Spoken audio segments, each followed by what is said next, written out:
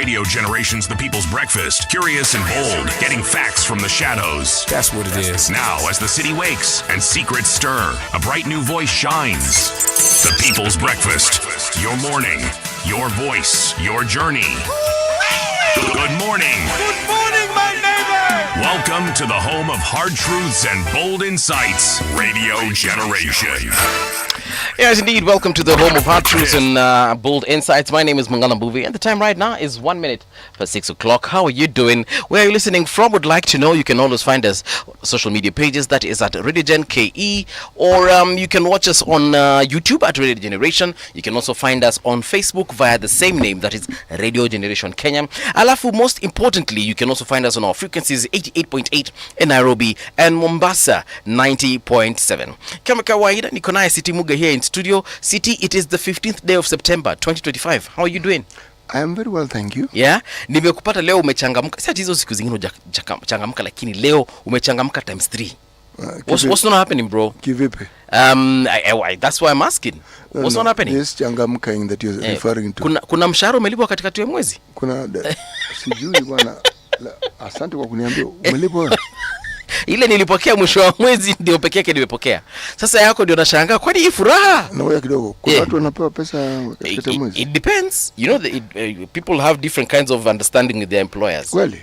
Basi umenieleza, najua sasa. Unaweza pata kuna jamaa yeye anasemanga mimi yangu muwe mnanipatia kila wiki, kuna wale wa wages kila siku, kuna wale wa kila mwezi, kuna wale wa quarterly, so I wouldn't know. Mambo haya yanaruhusika hapa? Kaka blaza. Mambo yanaruhusika kutegemea na yule uliongea na yeye na vile mlivyosikizana. Baba, nimekuelewa lakini ama kuna kadili kingine ulifanya mali kameingiana? Deals rarely. Okay. Unajua deal si kitu kibaya, shida ni moja tu. Shida gani? Shida ni kwamba mara nyingi deal kisambaratika ni vigumu sana kuifuatilizia. Shida ni hiyo. Okay. Kwa deal mara nyingi haina receipt. Naam. Na kupata kabisa thibitisho kwamba mlikuwa mkifanya kwa hiyo kati yako na yule ambao mlikuwa mnapanga nayo mambo kabisa. Sasa shida inakuwa wani hiyo. Na ndio maana wale wanashiriki katika mihadarati mkikosana ile deal ikienda vibaya, jamaa kumaliza. Wewe na mumba wako mtakuwa sehemu zapo. Yes, indeed. It is Monday, and we hope that you guys are excited as we are. In a short while, we shall be checking out what's happening on our website. That is rgk.co.ke. So if you haven't checked us out, please make sure you do so. And also follow us on our socials, like I told you, at Radio Gen KE across all social media. Na kama kawaida, tunakuanga na segment ambayo huwa tunafanya hapa hivi, tunaangalia what is significant about today in history, yeah? So, for instance, today being the 15th day of September 2025, something happened in 1947. So, apparently, September 15th marks the beginning of a new session for the U.S. Senate in 1947 and the adoption of the Gregorian calendar in Britain and its colonies in 1752. Kwani Britain ilianza kucolonize watu lini? 1752? Long before that. Yeah. Not Britain. It started off as England. Yeah. And even as you know it, that England was divided into very many small kingdoms. All right. Yes, like you'd find, for instance, area moja iko na king yake, the equivalent of a chief nyingine. So most of Europe required, you got some strong leader who then unified all these people. And that unifying involved wars. To put it in Israeli, anana kanyaga watu vizuri. Yeah. So hawana namna. And those who had led, dead. Yeah. Then he's now the overlord. That is what happened. But yes, walianza kitambo. 1752? Walianza kitambo. What? Walianza kitambo sana. Yeah. Anyway, that's our history as human beings. Something interesting also that happened in India. I'd like to tell you that India's Constituent Assembly adopted Hindi as an official language, an event celebrated. But it wasn't official before. As Hindi Day. This is 1949. So in 1949, India's Constituent Assembly adopted Hindi as an official language. You know, these guys have got so many languages, eh? Do they? Yeah, they do. Yeah, and gods also. They have lots of gods. Gods they have. Yes, they believe in. That's good. You know, division of labor. Yeah. This God deals with this. Yeah. This God deals with that. I once asked an Indian friend of mine, you know, how many gods they have. They told me they have so many, like 3,000 of them, including Jesus Christ. Yeah. No, those fellow don't leave anything to chance. So yes, yeah, and they car. I actually, before then, we're talking about some 20-something years ago. Before then, I thought they worship everyone else apart from Jesus Christ. Only to find out that he's actually part of their diet as far as religion is concerned. What? Part of their diet as far as religion is concerned. Jesus Christ. Wameingia katika date ile wajua. Date si ndio hiyo sasa. Do you know what the name of India was before it was India? Let me guess. Indi. Bharat. It was called Bharat. Yes, and it's called Hindustan. Wait. Hindustan is not an actual place. It is, but I'm telling you the name of India, as you now know, that geographical mass you refer to as India, which we call Bharat at some point with the BH, BRAT, and Hindustan at some point. All right. Yes, ili ujue tu. Now I know. I actually thought Bharat was like someone's name because I hear people being called Bharat. Bharat this, Bharat that. Yeah. I had a classmate called Bharat, so I know. Yeah. It's a name. Yeah. Okay, good for them. I happened to stumble upon a bit of history about India and some of the, do I call them emperors? Well, look at Maharajas, yes. Some of them, some of the kings. And I'm forgetting the name of this Maharaja, but he was a ruthless person. But eventually, he met someone. There's a village he went, and they had conquered it and destroyed everything and killed almost everyone. And they left this very old man. Or rather, this very old man was the sole survivor. And he came to the king, the Maharaja at the point. He came to the Maharaja with a dead child and told the king, you are so powerful, you're so strong, you have this very big armies and you've committed all these atrocities. He told him, if you are that powerful, bring this child to life. Yeah. And at that point, for the very first time, because no one had ever stood up to this Maharaja. And at that particular point, the Maharaja was dumbfounded. Exactly. And after that, he literally changed his ways. And, every colony that he would go and conquer, he would actually set up, he wasn't violent about it, number one. And number two, he set up institutions such as healthcare, education. How did he conquer them without violence? However he did it. Now this is mythology, so hiyo tuache hiyo. Tuendelee na. But the point is ujenzi wa skuli na hospitali. Yeah, but it's a true story. It's in history. It happened. And in India? Yeah, in India. I'll find the name of this Maharaja. And he did amazing stuff for his people going forward because of that man he met in that other village. That old man. Yeah. Talking about history, I decided that for the whole of this week, all our proverbs are going to be in Kiswahili. Tuambie basi. Tusherekee lugha yetu jamani. Tuenzi Kiswahili. Bwana we. Leo, mithali ya kwanza. Naam. Tembo hukataa kula kwa mkia wake. Ndovu, in other words. Najua tembo ni nani? No. Kwa wengine labda tembo azafikiria huyu jamaa bwana ongea mambo ya mvinyo asubuhi. Sio hivyo. Okay. Ndovu. Hukataa kula kwa mkia wake. Kwa mkia. Mkia, tail, yes.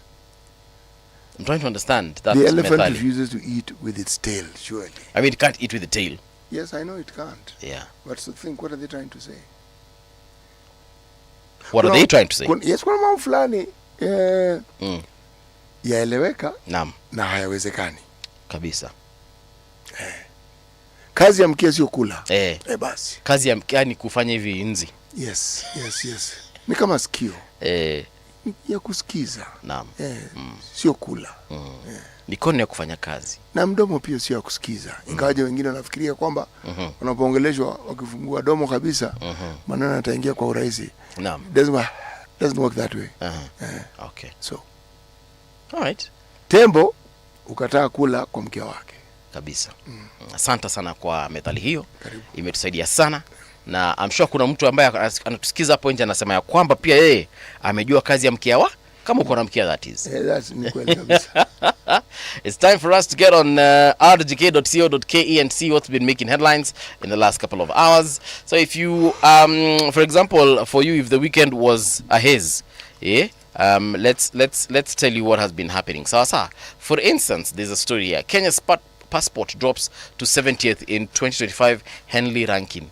Sasa hizi rankings za kina Henley. Yani Henley na jamaa wake. Sia ranking, it means acceptable, trusted. Kwa ufupi. Naam. Inaaminika.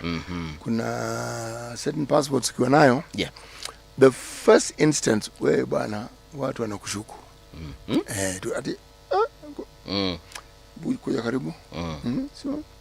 Unaenda wapi? Utaka wapi? Umetoka wapi? Okay. Shughuli yako huko ni gani? Bags hiyo. Fungua mfuko tuangalie. Yes. Alright. Yeah. Kuna wengine from Kenya. Very good. Welcome. From Kenya. Yes. Yeah, welcome. Yeah, sasa Henley wakishakwambia uko sawa. Yeah. Au jamaa Henley wanasema uko sawa. Hebu tusome hapa Tania Wanjiku ameandika nini. This is one of the top stories that are on our this is actually Ann Nyambura who's written this story, huh? So Anna amesema hivi, Kenya's passport has dropped in strength after the latest Henley Passport Index ranked it 70th globally, granting holders access to 70 destinations without a prior visa. This marks a decline from last year's access to 76 destinations when Kenya stood at position 67. Despite the fall, Kenya still holds the strongest passport in East Africa, ranking alongside the Gambia and neighboring Tanzania. And then, of course, Uganda follows in 72nd position with access to 67 destinations, while Rwanda is placed 75th with visa-free travel to 63 countries. The latest results reverse gains made in 2024 when Kenya climbed 6 positions. The slip comes even after reforms by Nairobi, including the January 2024 decision to replace visas for most visitors with an electronic travel authorization system. At the time, President William Ruto said the change was meant to open Kenya further for business, tourism, and regional unity. Yeah. So your passport, your Kenyan passport, can only take you to 70 destinations around the world. You know, 70 ni nyingi bro. Ni kweli but nategemea 70 ni gani. You can go to perhaps 54 countries without a visa. Yeah. Yes. So that means you can go to probably 54 states here in Africa. Waweza kwenda Uganda. Wait, can we go to Egypt without a visa? Doubt it. I don't think we can. So wewe hujaenda Egypt? Sijaenda Egypt. Siweza kufika. When you go you'll tell us. Morocco wazaenda bila passport. Sijui. South Africa najua up until there's a time they had conversations with our president and we were allowed. So I think it was sometime last year. We can go without a visa. Of course, across the continent now there are places you don't even bother. The UK, you need a visa for that one. Places like Germany, the US, uko itabidi umeenda na visa mtu wangu. I don't think anywhere outside the continent. The only place we can go without a visa outside the continent, perhaps in the Caribbean countries, the likes of Akina Trinidad. You can probably go to Jamaica. You can probably go to Barbados without a visa. Yeah, but huko kwingine, my friend, itabidi umejitetea vilivyo. So that's it. We are currently position 70 from position 67. I hope that changes. Let's see what else has been written on our website. In case you're wondering what website that is, it's rgk.co.ke. April cuts fuel prices in September review. Wacha tuangalie, hii ni muhimu tena sana. This one is by Rose Achieng. Rose says that fuel prices are set to slightly decline after the Energy and Petroleum Regulatory Authority announced new pump rates in its latest monthly review. The new prices, which take effect from midnight, that is yesterday, September 14th, will run for the next 30 days and reflect minor reductions across super petrol, diesel, and kerosene. So now, in the new review, super petrol decreased by 0.79 per litre, diesel by 0.11, and kerosene by 0.80. So this means that in Nairobi, motorists will now pay 184.52 for a litre of petrol and 171.47 for diesel and 154.78 for kerosene. There are some individuals, some economists who've projected that next year same time, from around maybe even June, July, fuel will shoot by a significant amount of money. So we'll see. Walisema ita shoot na itakuwa ni noma tena sana. This thing shoots, goes down, shoots, goes down. But Dede Nyoro, MP for Kiharu, said that our fuel has been securitized. Our fuel levy has been securitized by the state.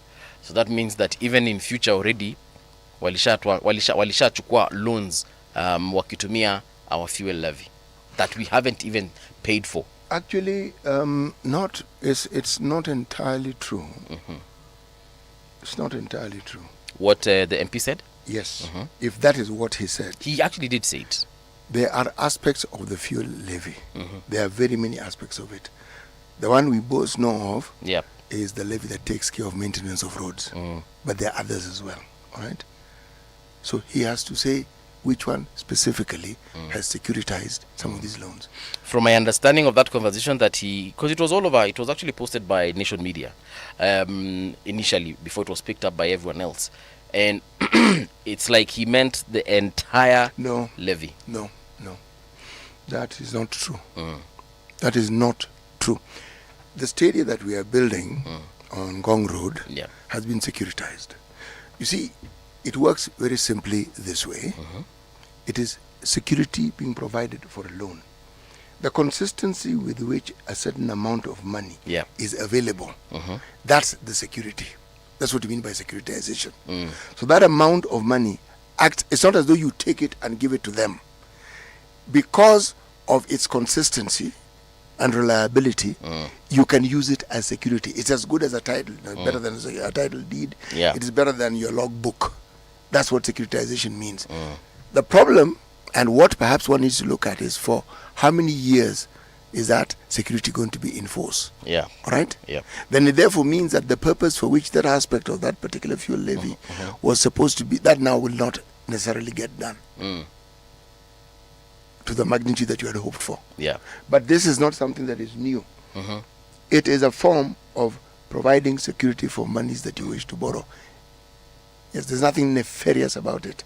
But to say the entirety of it, no, that's not true. Perhaps if I will, because I can see the clip is already here somewhere online. It's quite long. But if you check it out, he was talking about the fuel levy has been securitized, and he was actually saying that it's an illegal borrowing. It's not. It didn't follow due processes as far as government borrowing and spending is concerned. And he said that hiyo pesa pia venye ilikuwa borrowed, ukienda kuangalia kwa vitabu za serikali hautaipata mahali popote. If you go to treasury and ask, so where is this thing that we've heard about, you won't find it anywhere, because apparently the money has already been borrowed and it is in people's or someone's account. That is what. If he knows it has been borrowed, why does he not then tell us exactly in by whose who account it is? Because then you authenticate your statement. If you say it has been borrowed and people have taken it, anybody can say that. Yes. The securitization, or that one has definitely been done. Yes. But to alisema imeenda specifically kwa mifuko ya watu. Ani watu gani hao? Because inaonekana anawajua. Of course anawajua kama ni ukweli walifanya hivyo. The moment you don't mention names, then you might as well be talking to yourself. Yes. Okay. I've actually found the clip. It's 5 minutes long, so you can check it out on YouTube. If we do get, maybe I can ask the producer to somehow find the important parts of that particular speech. But right now, though, let's get on to another story that has been published on rgk.co.ke. President Ruto makes 5 key parastatal appointments. What's that all about? President William Ruto has made 5 new appointments to parastatals in the latest move to strengthen state institutions. In the September 12th, 2025 issue of the Kenya Gazette, President Ruto appointed Paul Mbada as the non-executive chairperson of the board of the President's Award for a period of 3 years. And Ruto named Professor Francis Ndungu Kibera as chairperson of the board of trustees of the National Fund for the Disabled of Kenya. In other appointments, Ahmed Duale Ahmed was reappointed as the non-executive chairperson of the board of Ewasongiro North River Basin Development Authority for another 3-year term. On maritime matters, the president appointed Lungazi Chai Mangale to chair the Bandari Maritime Academy Board. Again, who was that again? Lungazi Chai Mangale. Amani Mangale. Mangale to chair the Bandari Maritime Academy Board. So, unamjua?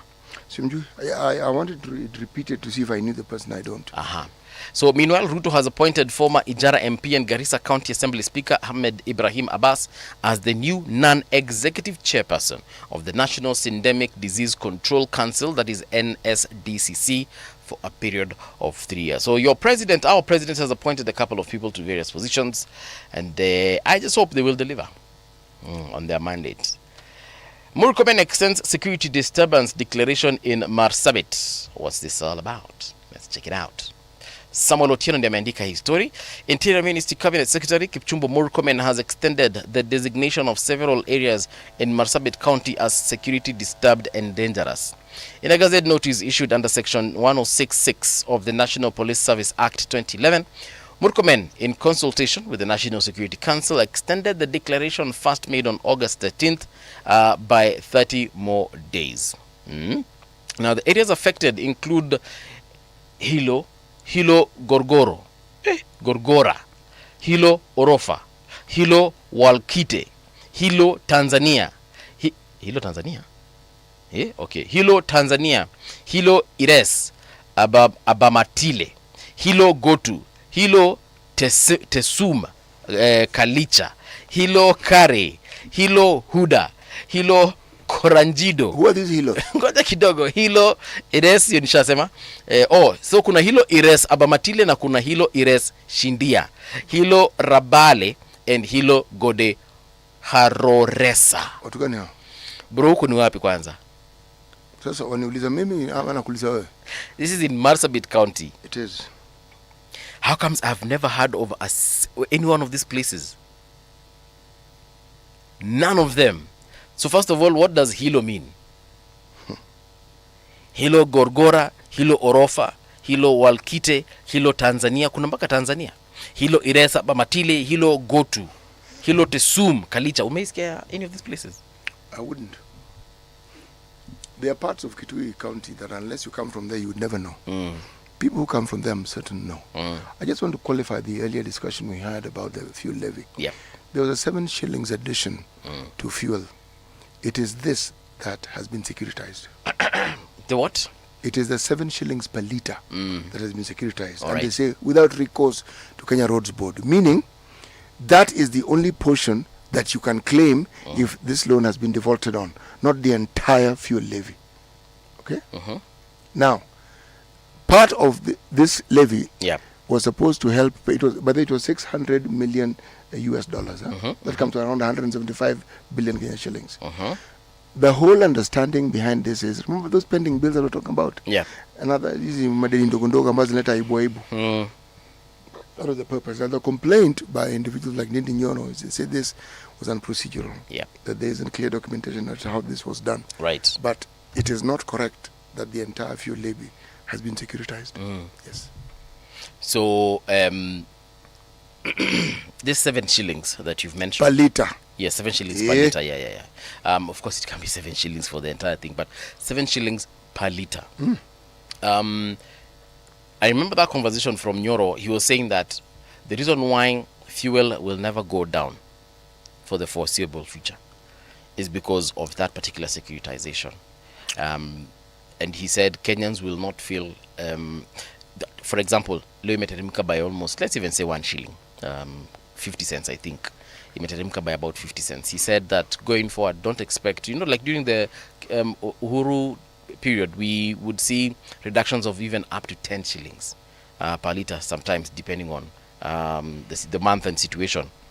But he was the reason why he came out to say what he said is because he wanted to let it be known by Kenyans that first of all there is that illegal loan that has been taken. He called it illegal because he said illegal borrowing because number one, it doesn't appear on any government books at Treasury. Yes, and then he went on to say that for the foreseeable future, as long as Kenya Kwanza government is in power, that cheap fuel will not be realized at all. Yeah. So what we are saying basically, or rather what Ndindi Nyoro was trying to say, for him he was like, Kenyans need to start making these inquiries because something is happening, and if he doesn't say it, chances are no one else will. For him, that was the reason why he came forward. Actually, this has been the public domain for some time.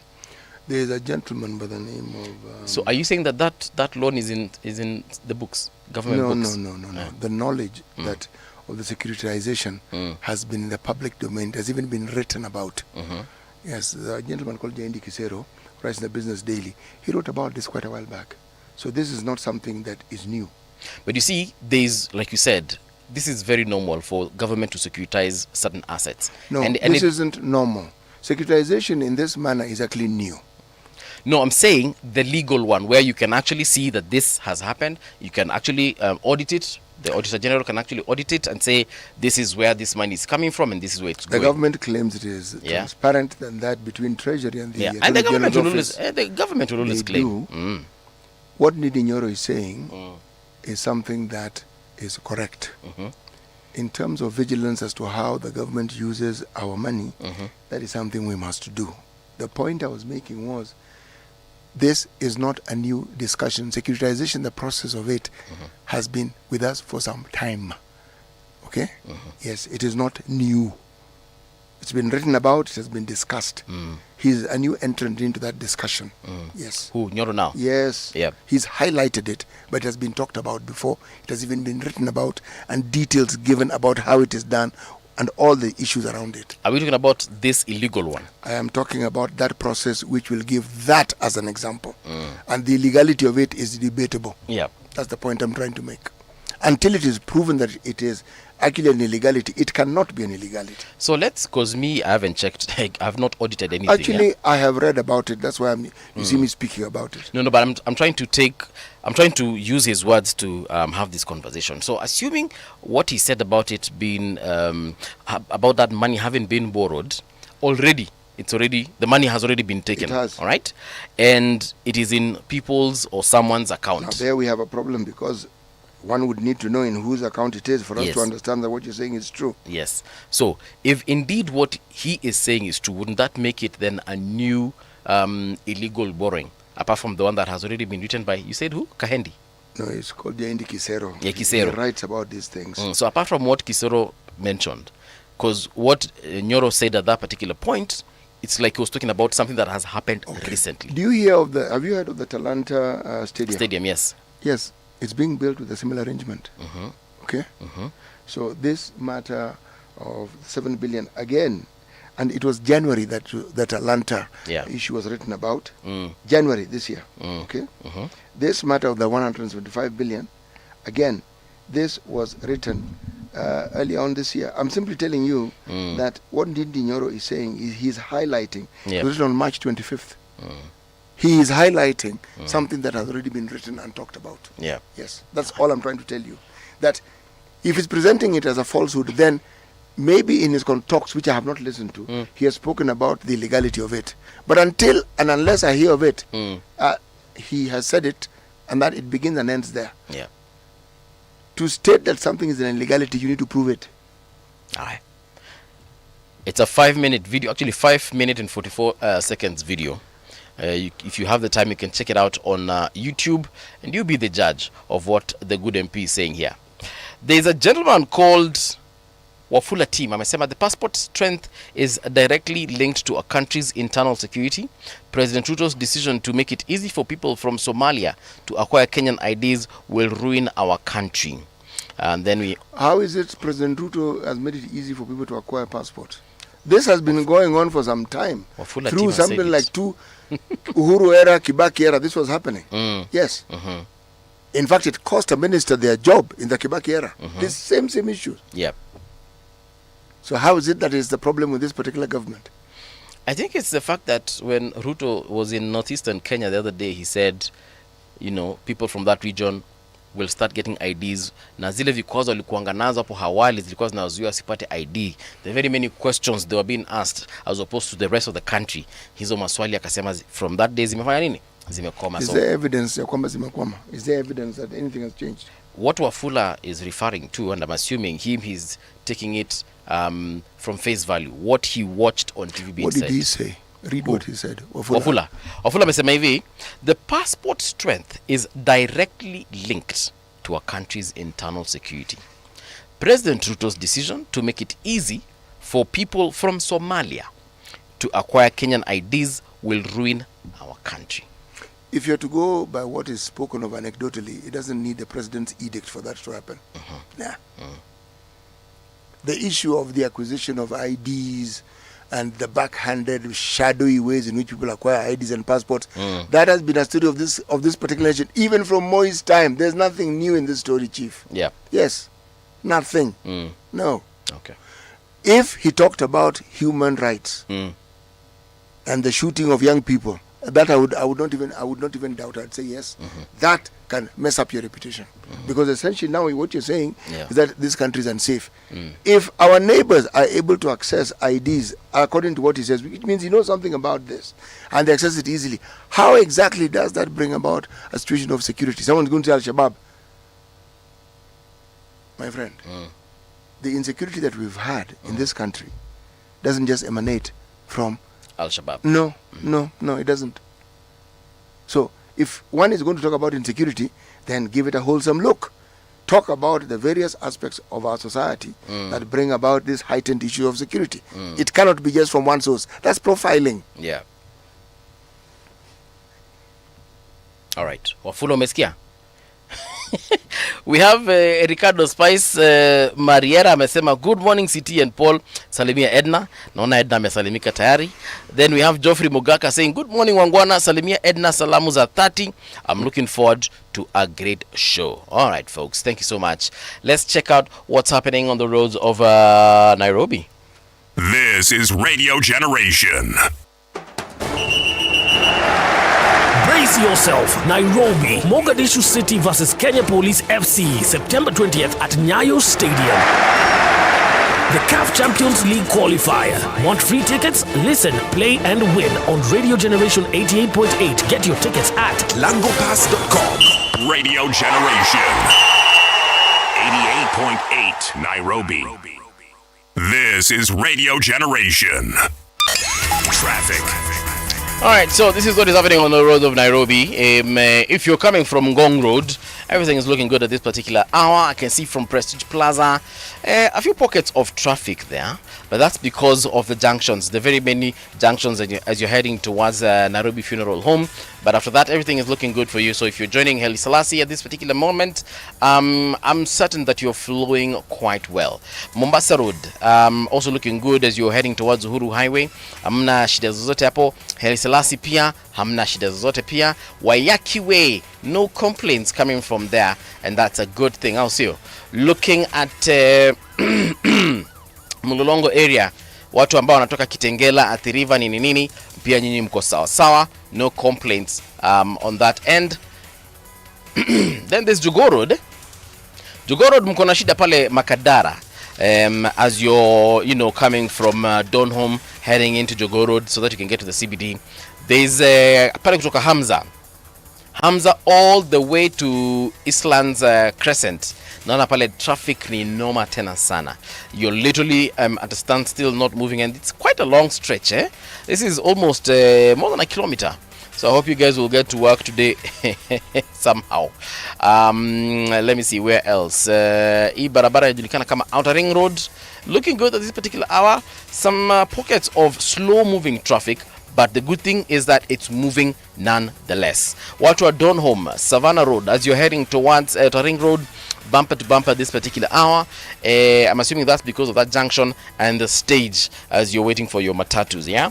Anything on the road you think should know about? Please highlight a brother.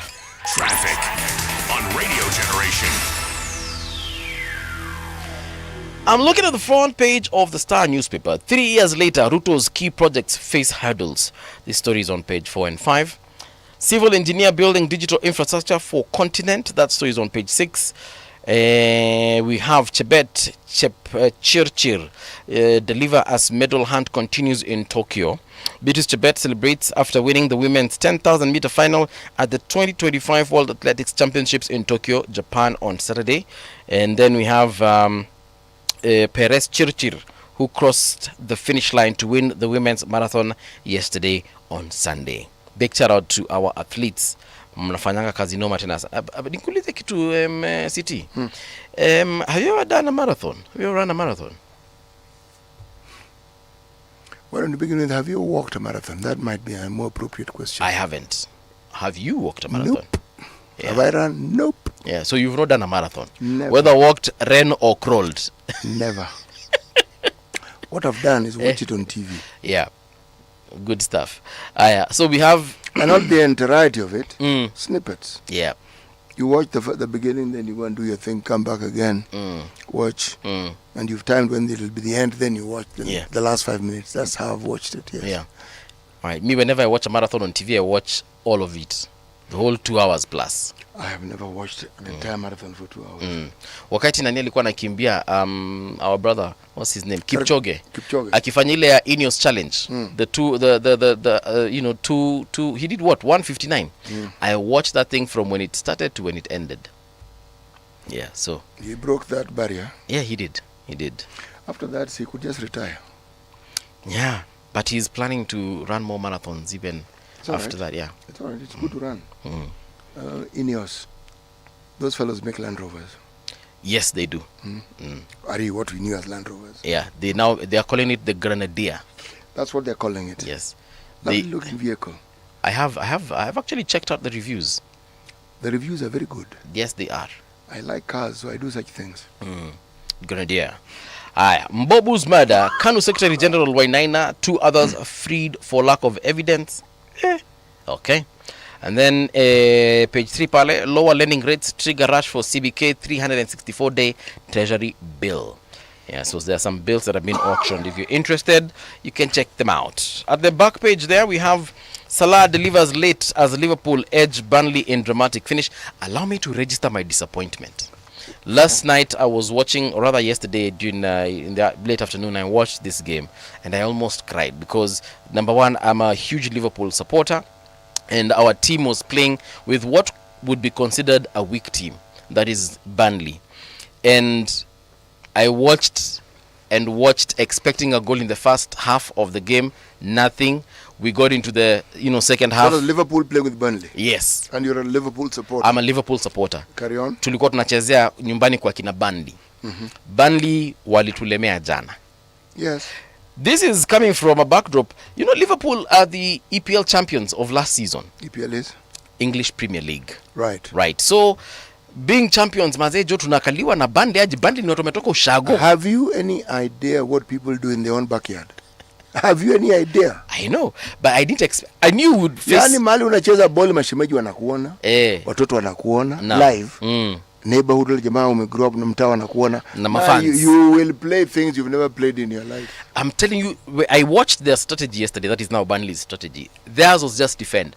They were not interested in scoring goals because they knew Liverpool is a strong team as far as has a strong strategy as far as that is concerned.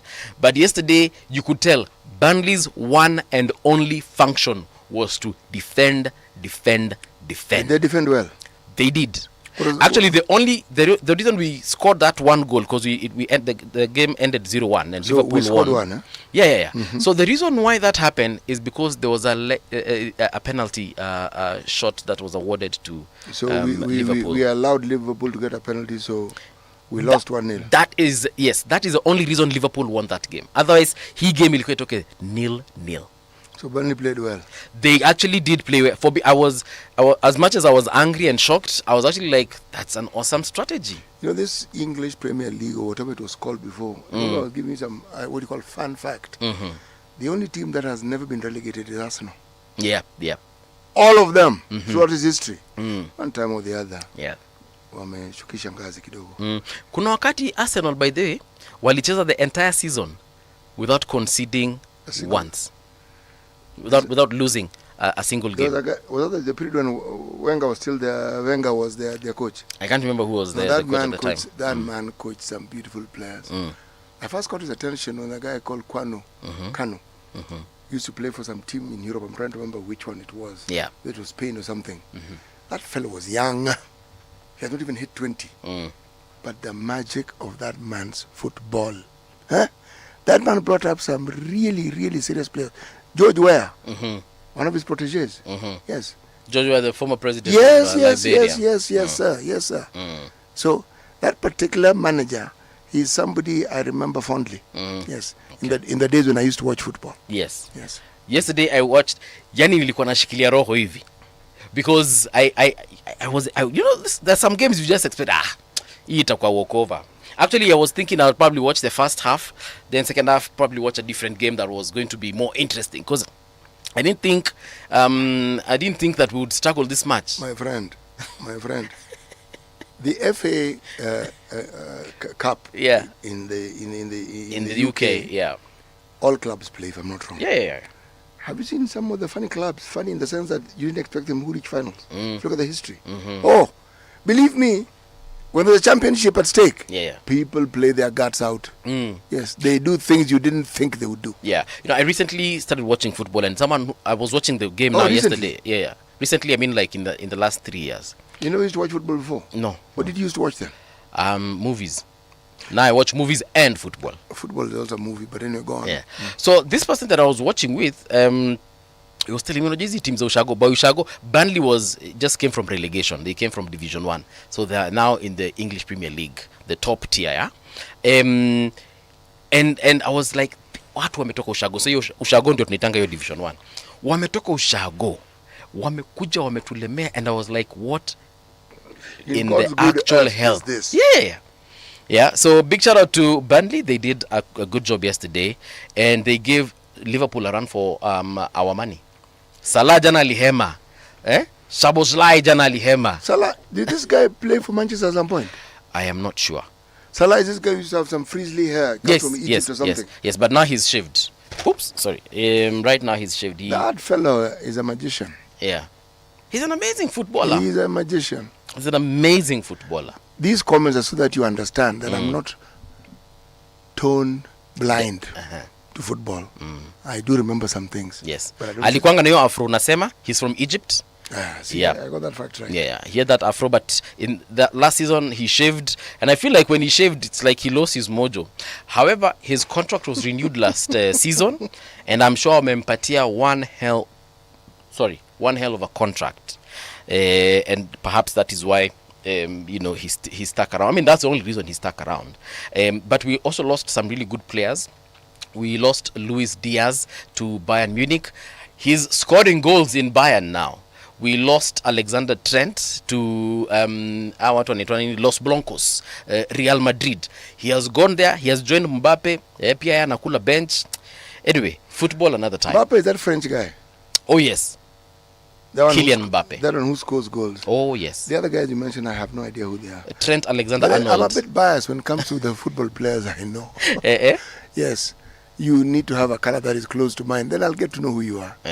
The other fellows I used to know before, people like George Best. Right. Those ones I knew. Man. Salamu ziwafikie pia watu wanaitwa Arsenal. Arsenal played a very good game over the weekend as well. They thrashed the opponents 3-0. Manchester City yesterday beat Manchester United. Yesterday was a Manchester derby. Walitaandika Manchester United. What's happened to Manchester United? They seem from everything I read, it's rather depressing if I was a Manchester United fan. Ngoja uone leo watu wa Manchester United hawataongea. I don't know what is. There's something about Manchester United fans all over the world, by the way. Okay. Very noisy individuals. Very noisy. Noisy in a good way. Before Anichape, they're also very aggressive. So musiniingilie leo. I'm just saying that you're noisy in a good way. Yeah. What's on your side of the paper, City? Daily Nation. Huge banks face huge losses over fake titles. Story is on page 10. In the education sector, TSC sets new rules for transfer of teachers. This is a story that I would like to have a look at. These things that involve my former profession always interest me. All right. TSC has unveiled a pilot e-transfer module to enhance transparency, efficiency in deployment. It has set out the rules governing teachers' transfer across 32,000 public schools. The framework focuses on fairness, medical considerations, and ensuring continuity of learning. All right. This appearing before the Senate Education Committee, TSC Director of Staffing Antonina Lentoigioni said transfers were determined by factors such as vacancies, equitable distribution of teachers, and valid medical grounds. That's the theory. She said teachers may also seek transfers on medical grounds, but applications must be backed by reports from registered doctors and validated by school heads and the county or sub-county directors. Hiyo ni sawa sawa. E-transfers, everything is we're at e-procurement, now we're on e-transfers. Right. Right. So everything's going to be electronic. Right. Then in the picture of a lady by the name of Perez Jep Chir. This one, I saw a clip of it. Hey, my man, this thing, you can jump off your seat. Yes. Man, they were running. They get into the stadium. Yes. They are running. The Ethiopian lady, the name is difficult to pronounce. It's Tigst. So let's just call her Tig for purposes of making this conversation. Yes. Yeah. But it goes like Tigst. Okay? Yeah. Asefa. She overtook Perez. Overtook Perez. And as they were turning that corner, you know, the 200-meter corner as you get to the final so they can get stretch. to the 100 stretch. Yeah. Yes, exactly. And something like 10 meters into, you're still leading. Then Perez just sort of like moves aside. It's like a Formula 1 vehicle. Just veered to the left and zoomed to the very top. And continued. Yeah. And just kept adding that pace. Man, a finish and a half. Well done, well done, well done, well done. Well, she isn't the only one. Yeah. Yes, she was accompanied as well. We're not doing very badly at the World Championships in Japan, are we? No, we're doing quite good. Yeah, okay. Now, back in the middle of the paper, the men who control multi-billion state systems. In the picture is a gentleman by the name of Abdullah Sheikh. There's a network solutions called Covengens. He's a shareholder. Then there's Tahnoon bin Zayed Al Nahyan, one of the owners of Payroll Limited. Yeah. Then there's James Ayugi, founder of Webmasters Limited. These three, the pictures are supposed to represent the people who, according to the nation, control e-citizen. Let me read it. And the PS actually was, and he actually mentioned these companies. He did, and he gave reasons and explained it. Ownership of critical public systems such as e-citizen electronic platforms for health and procurement alleged by auditors and MPs to be controlled by private entities despite government denials is increasingly coming under scrutiny, informed by data security concern and vast sums of money involved. As should be the case, let us continue examining them. Let us continue having discussions around it. Right. New DCI team take over lawyers' murder probe. This is on page 3, right? Goodness gracious me. It continues. Let's look at these standards. Shah staring at slow death. Yeah?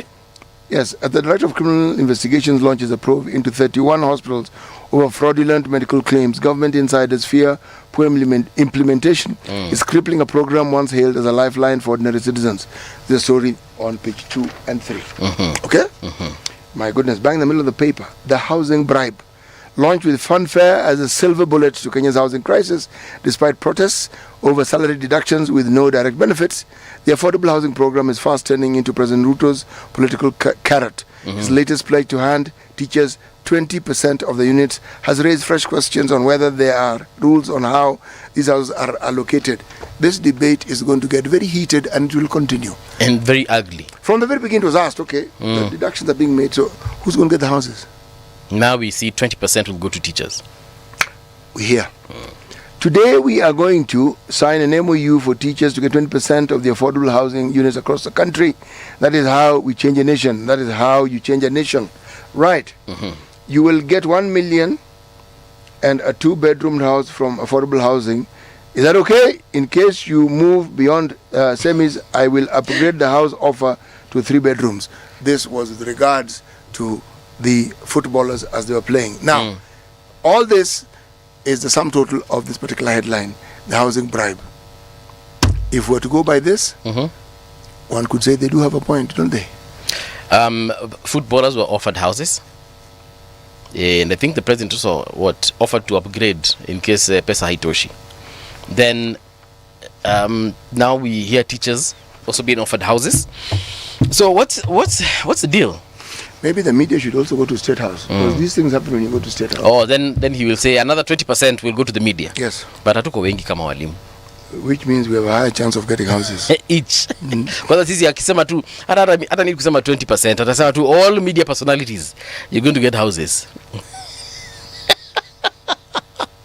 But it's one of those things that people are questioning, obviously, and this is my prediction. If the president is going to be beating people every time at State House, groups, special groups or whatever you want to call them, and then giving special offers, then everyone will want to, like you've said, everyone will want to go to State House. Because it looks like that is the only way a group will benefit. Paul, nobody's forced to go to State House. They're invited and they go. And they go. So the youth were invited, they went. Yeah. Teachers have invited. We have seen MCAs go to State House, MPs go to State House, senators. Yep. I remember the huge budgets the State House was being given. Yeah. There are those who are alleging that it was for such functions. The hospitality budget. Yes. The one which you said, how many cups of tea and bandazis can people eat well? Now we know this bulletin. They will pick up and say, who was given the catering business here? Because that one, my friend, these were many. Tender catering ilienda kwa nani? Tender catering inaendaga because this is a continuing thing. You think this is the end of people going to State House? No. It's part of our culture, my friend. In Jomo Kenyatta's time, whether he was in Mombasa, he was in Nakuru, or was in the State House in Nairobi, there were always traditional dancers who would go. But in Kenyatta's time, you'd drink soup, eat meat, you'd be given transport back, and that was the end of that story. Yeah. And then choirs would also come and sing. It's a tradition we've had. Serious meetings that people had. But remember, this president didn't really actually stay at State House. Yes. Moi never lived in State House. That was his office. Yeah. Jogo House, that one. Moi lived on Cabernet Drive. Yeah. Okay? Apa Kibera. Yes, up. So people used to go to State House. This is new. In Kibaki's time, people used to go to State House. Right? People would meet at State House. He needed to talk to some people, some leaders. People met. People meeting at State House is not new. Now, if you want to understand the difference, then look at the details. Like, the conversation that's being had right now is that people are being convinced ahead of 2027. So it is a campaign gimmick. Well, I don't know. That's what I hear, but I will see. Yeah. Some of these things you play a wait and see game because time will provide you with ample evidence. Yes. Hi. Yes. It is what it is. It is what But all those people, all those presidents you've mentioned, sijui wangapi walikuwa wanaendea handouts huko State House na sijui zilikuwanga pesa ngapi hizo handouts. What I am told was that President Moi, even if always gave people a gift. Yeah. Huyu hata akikuja shule yenu alikuwa anaacha, kulikuwa na pesa ya wanafunzi na kulikuwa na pesa ya walimu. Yes, he did. So walimu of course used to get cash. Wanafunzi used to get goodies. Could be you're given money to buy a bowl or do something and have a meal and so forth. Exactly. So it was a trend that President Moi had. Okay, akikuja shule yenu mna maziwa ya Nyayo inaongezeka. Yes. In the Kibaki time, handouts zero. Forget it. Forget? Handout, umefanya kazi gani ndio ulipwe? Forget it. Kama hujafanya kazi hakuna malipo. You want money? You have got to work. Yes. I like how President Kibaki used to do his stuff. It's called clarity. Kama wewe umekuja hapa kuleta mchezo, please tafadhali. Kwenda huko. Ati you go there, you think ati now you've met the president ati utatoka na basha. Sorry. As you came. For President Uhuru, I don't know if people used to, get gifts. Walikuwa napata gift na President Uhuru? I didn't get to hear. Pia alikuwa ngawa that kind, that type. I'm not so sure, but I didn't get to hear.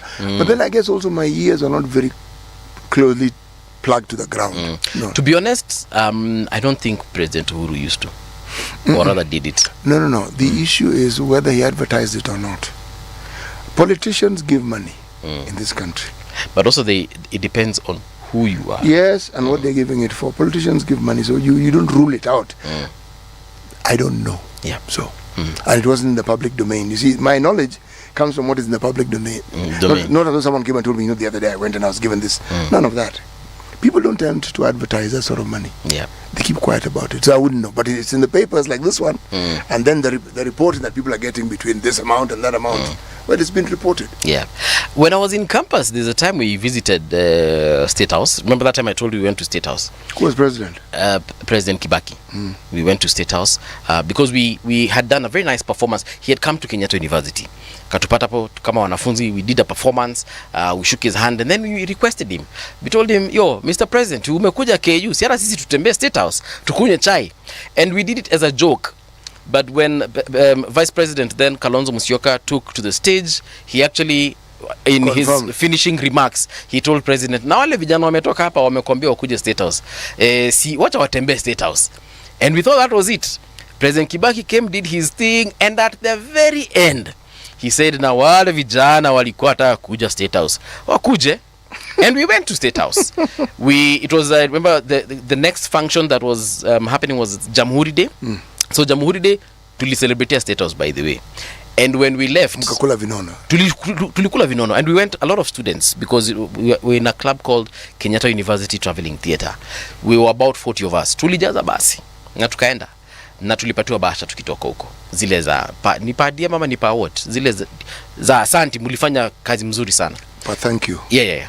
Nani this guy, he was called Louis someone. Sammy Louis was at the time in charge of communication. Yeah, entertainment at State House. No, he was in charge of I'm forgetting the exact title, but he was in charge of people who were to entertain president. So akina Mama Kayae, akina Sisi were even students, and anyone else who would perform at State House or even at state functions. So he was in charge of that team. Alikuja pale kwa basi na akapeana bahasha na tukasema shukran mazi. You know, for a student, for that whole month mlikuwa sawa. Sawa. So President Kibaki actually did appreciate. As I'm trying to tell you. Yeah. There are people who do that, but they do it quietly. Yes. And it's to specific groups and to specific people. Right. Yes. So President Kibaki was my G. But the history of this country, right. University students have always been darlings of presidents, though they were a thorn in the flesh. Because there was a period of our history when the university students actually presented themselves as the key opposition leaders within the political movement of this country. Yes, but presidents always likes to have them close. Moi brought them to State House on many, many occasions. Yeah. I myself was in a singing group that went to Kabarak. Singing where? Group. When? See, when I was in university. Ulikuwa naimba? I said I was in a group. I didn't say I was singing a cappella. Siti Mwiga alikuwa naimba? When you're in a group, you can just move your mouth and everybody thinks you're singing. So I did. Anyway, I met President Moi twice. Yeah. Twice, eh? Twice. Shook hands. We drank tea. We were escorted with biscuits and tea, with boxes and boxes of biscuits, fruits. Yes. Alikupatia kitu ukaenda nayo nyumbani? No, I did not see any envelope. Hakukupatia hata kitu hata moja? I did not see anything. Ulipatiwa hata kuku uende nayo nyumbani? Maybe some people got the chicken, but I definitely was not one of the people who got the chicken. Ulikwenda State House ukatoka mikono mitupu? No, Kabarak. Ulienda Kabarak, eh? Yes. Okay. He's home in Kabarak. Yes. Let me tell you, that man is gracious. Yeah. When you find a president who can pour tea for you, you know, first of all, you don't know what to do. Or he actually like served duty himself. Not everybody, but he served tea. You actually get and people were happy. They were sitting next to him, and you got close to that man. You understood how it is that fellow pulled people to himself. He was an extremely disarming man. Yeah. Once you met him. He was just everybody's father or grandfather. Yeah. Very simple. Because of course, okay. You know, you're thinking when you meet the president, you know, there's this protocol. Zero. There was one guy standing in the corner. Just two people. That's it. And I am telling you, when you get that close, suddenly realize this fellow. No wonder people got to him until they did an about turn. Very disarming fellow. Yeah. Very simple. Yeah. That is the fundamental difference. And even the people around him, very simple. Right. The current president has really flamboyant people next to him. Don't do you much good, those ones. Yeah. Because they paint a picture amidst the problems we have. That picture is not good. Right. Not good at all. Perhaps you and I shall find ourselves in State House one of these fine days. It is not in my development plan. My friend, unataka kusema ukiitwa State House upatiwe kakitu, yani salamu, utakata? Nitakata. Aye, sawa. That is it for you. We're taking a short break. When we do return, of course, we shall have a different conversation about the state of education and politics. Today is Monday 15th. What are you up to? Let us know. You can also find us on our social media spaces. Like I told you, Radio Generation across all of them. Radio Generation, the sound is fine. Pump it up, turn it high.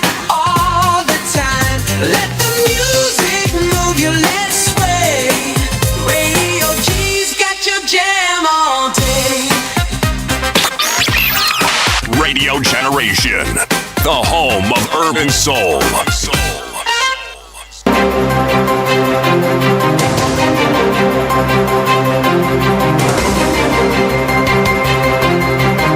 This is the Radio Generation News. Good morning, I'm Winnie Maganga. Interior Ministry Cabinet Secretary Kipchumba Murkomen has extended the designation of several areas in Marsabit County as security disturbed and dangerous.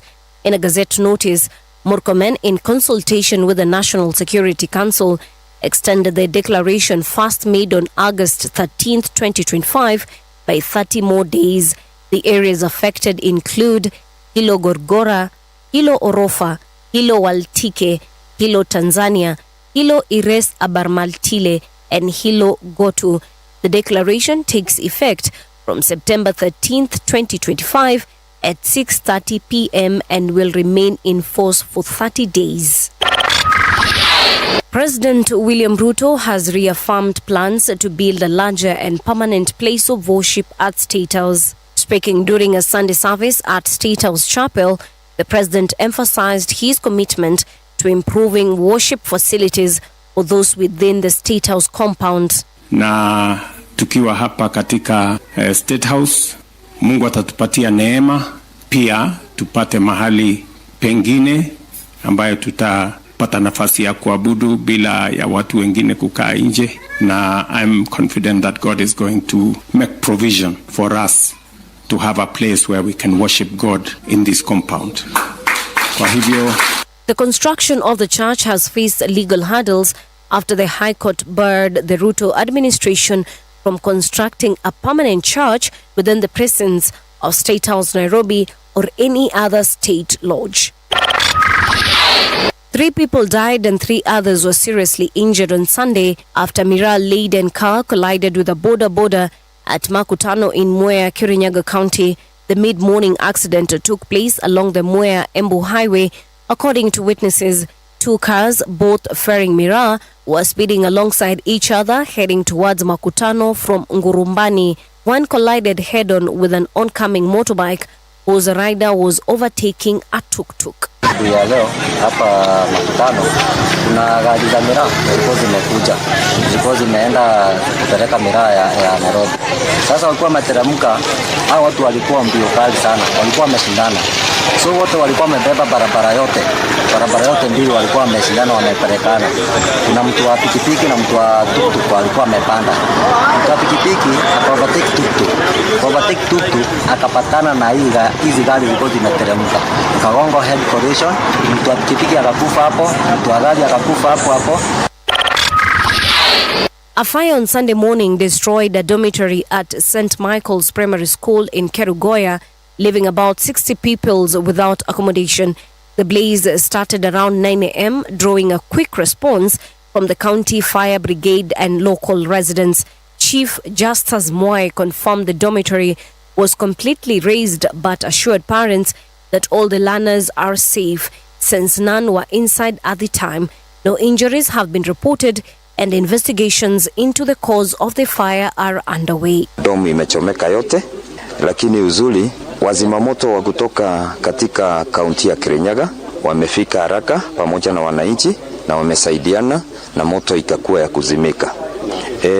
Hii moto ilianza mwendo wa saa 3 hivi ambapo watoto hawakuwa kwa dom, but inasemekana ni kama ilikuwa ya stima, although hatuwezi sema ni stima kwa saa hii ama ni nini, because kwa sababu serikali iko karibu na inafanya uchunguzi. Kwa hivyo kile ningeomba ni tugoje tu serikali imalize uchunguzi wake.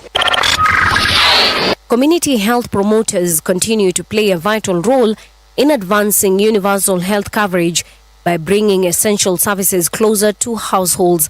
Public Health and Professional Standards PS Merimudhoni has said. Speaking in Embu on Sunday during a public engagement forum, the PS assured the CHPs will be paid promptly going forward following concerns of delayed payments. Mudhoni added that the timely payments of CHPs will strengthen primary healthcare delivery in the country. And that's the truth on Radio Generation. Good morning, I'm Winnie Maganga.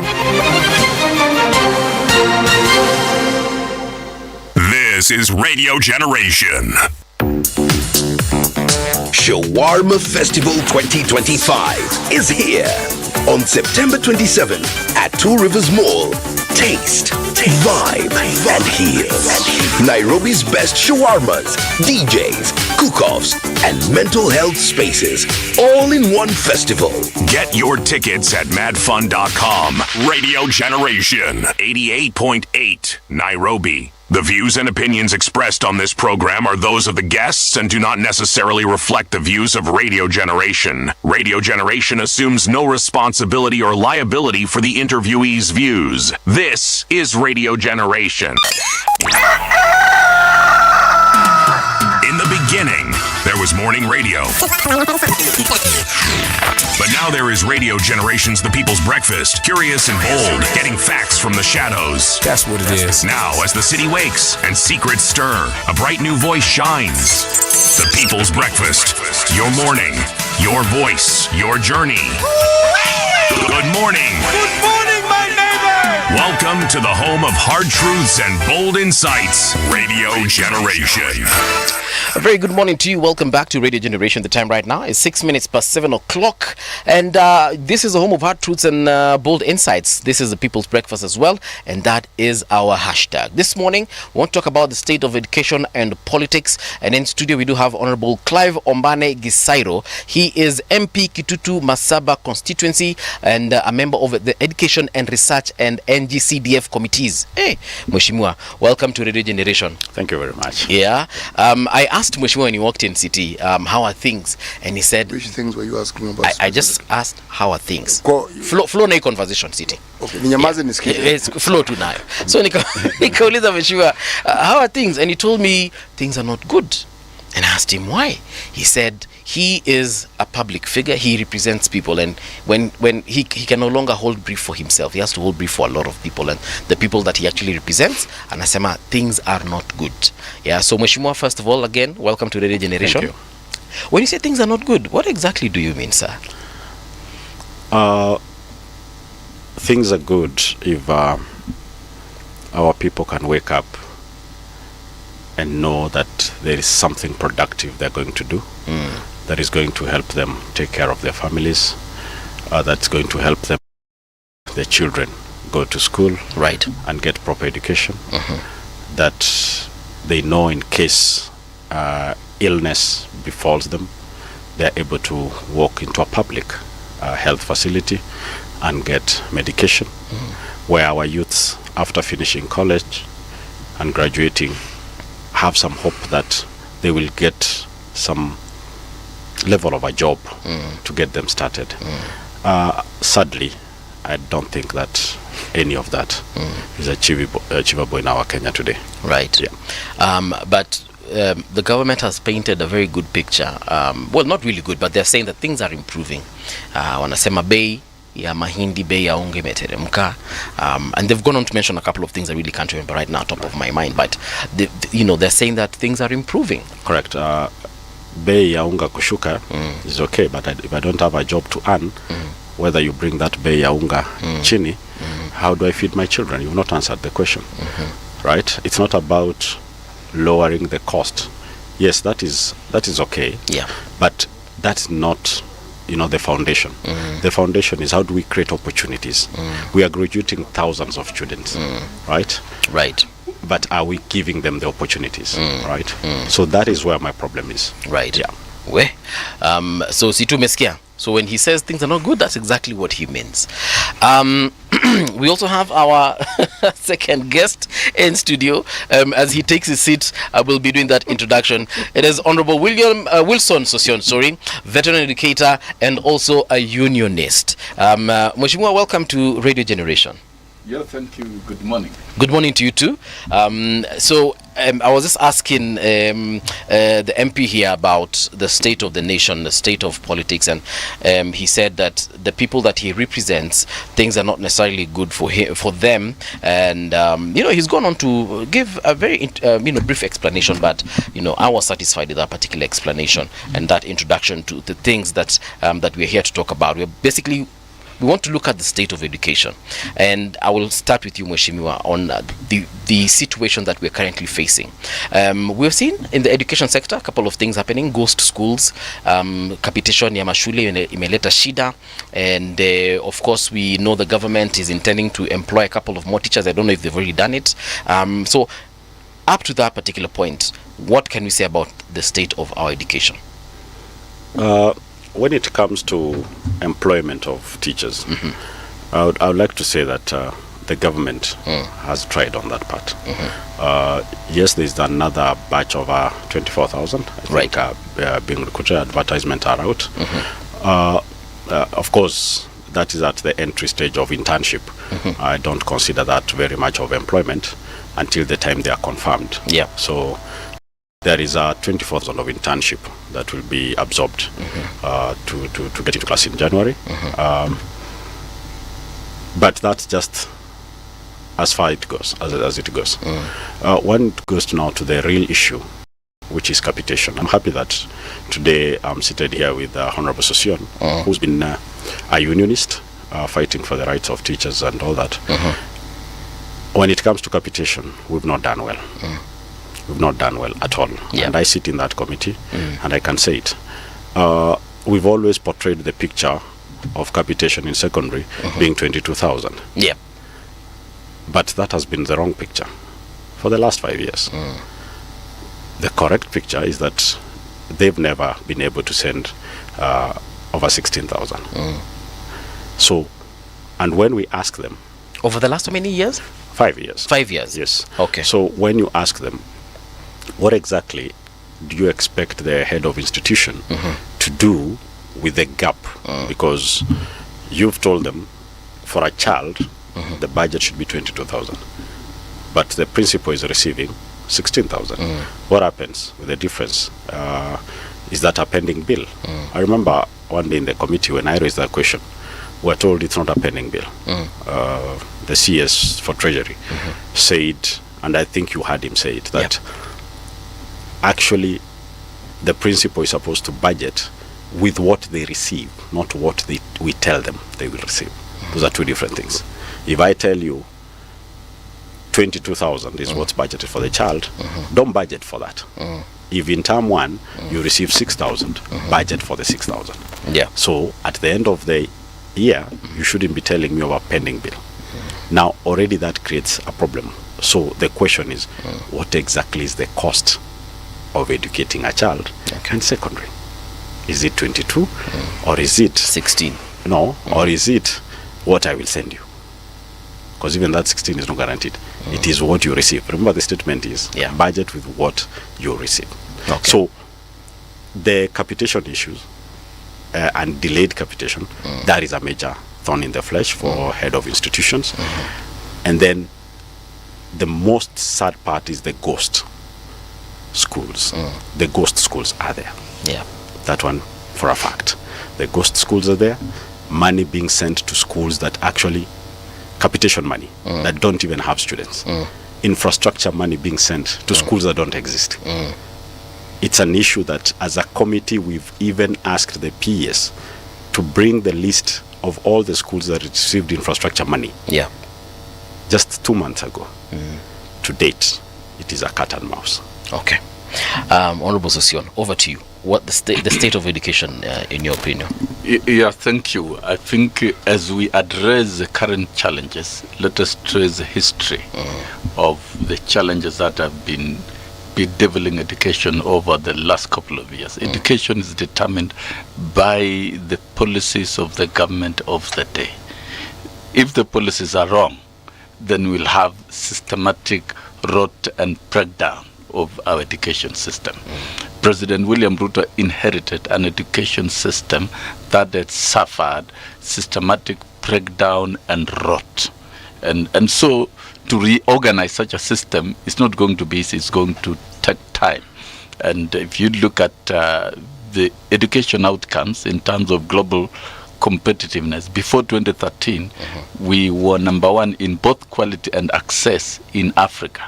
And by the exit of Jubilee administration, we've we went down below number 10 because many things were introduced which were wrong. Remember the laptops which never worked, teachers were not trained. That was just pocket money of individuals, and a lot of flagship businesses were brought to education that were meant to trigger businesses, including even the curriculum reform. The manner in which it was done without public consultation respecting professional views was wrong. When we come to capitation, it has never gone beyond 17,000 since 2017. That is a fact for sure. So there has been inaccurate data getting out to the public, and the other terrible thing that happened is breakdown in accounting systems, because the capitation that is sent to school must be able to do specific things within the specific votates, and so the deliberate intention to dismantle school auditing and school accounting is what has invited the entire mess that we now see within the education sector. What the president has done is to reorganize the education system and reorganize the leadership and make policies clear. And we have seen the issues to do with teachers. I think this is one great investment that the president, because he said, will recognize, respect, and support teachers. And that is why it was important to stabilize teachers by stopping delocalization, employing more teachers. In fact, this is the biggest employment numbers that if the previous regime with the employment policy could have gone on, it would have taken 20 years to employ the current number, which is within this budget it will be 100,000, and the other gap will be bridged within the next financial year to 116,000. So employment of more teachers is about offloading the cost of indirect charges to parents and to households. It is a big step, and this has not happened with any other administration since independence, and probably is a big phenomenon globally.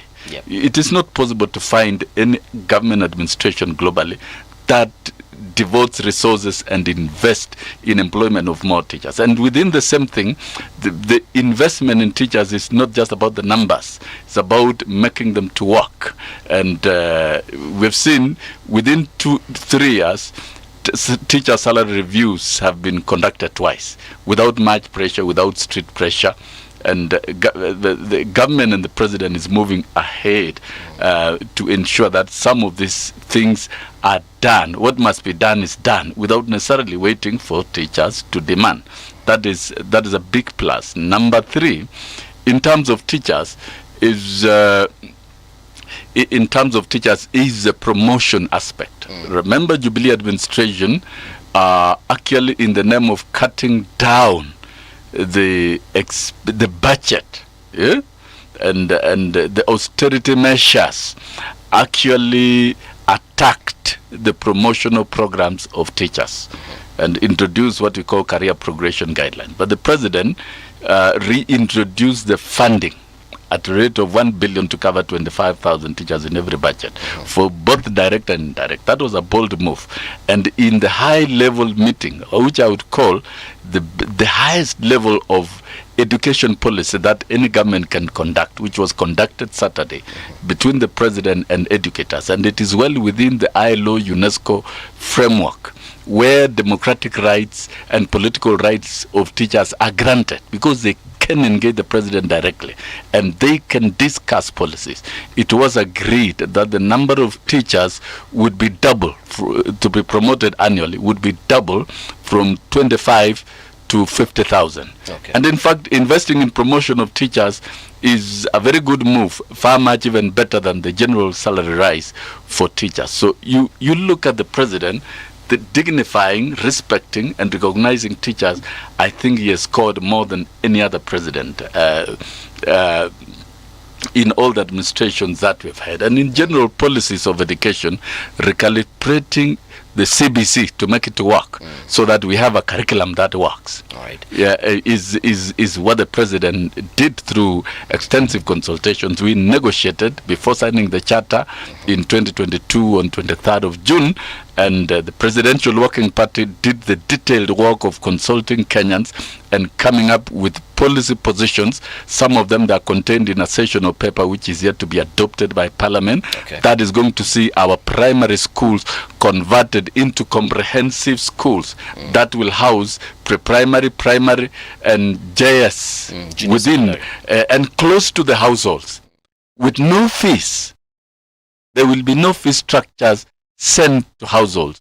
That means education is being brought closer to the household in an accessible manner. But what is contained within the policy framework of developing comprehensive schools is strengthening the quality of comprehensive schools, both in terms of infrastructure and human resource, which of course has already been addressed through employment of more teachers. So I think generally the recalibration of the education sector by the president is so strong and is hands-on, and he understands everything which goes on within the ministry. You know, it's important when you're a leader, you understand everything that goes on within the sector, and you understand the people you can engage in.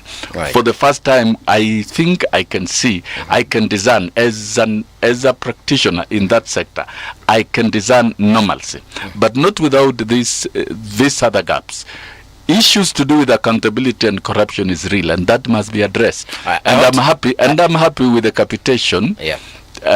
For the first time, there is a thorough audit of every school, the numbers by the Ministry of Education before dispersing the current capitation, which is about 17 billion. And I think those that have been audited is about 5 billion correctly, and they've been dispersed. When you say auditing of every school, do you mean plus or minus the ghost schools? That is weeding out the ghost schools and weeding out corrupt individuals. I think the issue of the ghost schools is real. Fake numbers is real, because is this the first time we're getting to know about fake schools? The fake schools have existed, but the ministry had not taken deliberate intention to weed them out. Out during disbursement. I wish to say, because now Ruto is celebrating 3 years in power, so the monies were handed out the first time. They were handed out the second time. Let me package it this way: not the first time. The disbursement of affordable secondary education money did not start with the Ruto administration. It had been there with Uhuru administration and partly Kibaki administration. The current fees were set by Kilemi Mwiria in 2014, through through Kilemi Mwiria Working Committee, and I think it is almost time it is also revised. In 2017, the fees were actually set, and this disbursement have been going on. These structures of corruption is not something that started there. They've been there. And now what is being done now is to dismantle. It must be dismantled. And therefore the call to pay the exact 22,500 was agreed at the high level meeting. And that the president said very clearly, what has been dispersed has always been 17, but for secondary schools, and the breach of 5,000 will be breached in the next 2 financial years. That's the reality, and we all agree. For primary schools, I need to get for primary schools, what was recommended by the Presidential Working Party was to elevate it to 2,100, and that is going to be breached within the next 2 financial years. I think Kenyans were not getting the right information, because the activities that were going on at the ministry were concealed, and some of them pointed towards corruption. Why would you have a school with 1 child and is registered, is recorded, and is getting capitation? And that is why what the ministry is doing now is the right thing that should have been done all along. Audit the numbers school by school before dispersing the numbers. Ombane, you being a member of the education committee, first of all, were you aware of ghost schools? and by the time the as a committee you're conducting your business, is this something that crossed your desk at any one point? Because we got to hear it literally after hii maneno yote ya kapitishoni ilitokezea. Sometimes I was listening to my friend, and he has served in parliament. We cannot be, every time we are called to explain, we have to start that the president inherited. I'm a member of parliament. It's my first term. Actually, was my first attempt to get into politics. At no point have I ever told my constituents that you guys, I inherited this mess and that mess. I have never ever bothered to discuss about the state at which I found. By the time I was getting into office, I had already assessed, I'd done a situation analysis and seen what needed to be fixed. So while I got into office, I got myself ready and started solving the problems that I had seen and identified. Now, most people who will want to talk about the current regime will always have that statement. We inherited. 3 years down the line, we're being told we inherited. You get? President William Ruto was not alien to the previous administration. He was the number 2 for 10 years, not 1 day less. He was part and parcel of whatever he inherited. He was a continuation. Any attempt to try and tell us that he was not party to it, yet he earned taxpayers' money for 10 years as salary and the benefits, I think is trying to hoodwink Kenyans. Once you take the job, do the job. When it comes to the ghost institutions, even before we talk about capitation, I have raised an issue here of funding or sending infrastructure money to non-existent schools. Is that also inherited? Bomet High School received 50 million. It is our committee that flagged that out, that there is no such a school. Bomet High School doesn't exist. Bomet Boys High School does not exist. Okay. But 50 million was being channeled there. And a few others. And that's why when we said, bring us the list of schools that have received infrastructure money. Because there are schools that don't exist. Money for Bomet was being wired through Tenwek. Tenwek what? It's a hospital. Tenwek Gas. You see? So money is going to another school to be purported, and you saw the area member of parliament coming up to say, no, it was a proposed school that was going to be built, but there are procedures for starting a new school. So when you say money was channeled through Tenwek, are we saying that Tenwek actually received 50 million on behalf of this institution? That is how they are trying to explain it. Okay. But we are asking, there is no such school.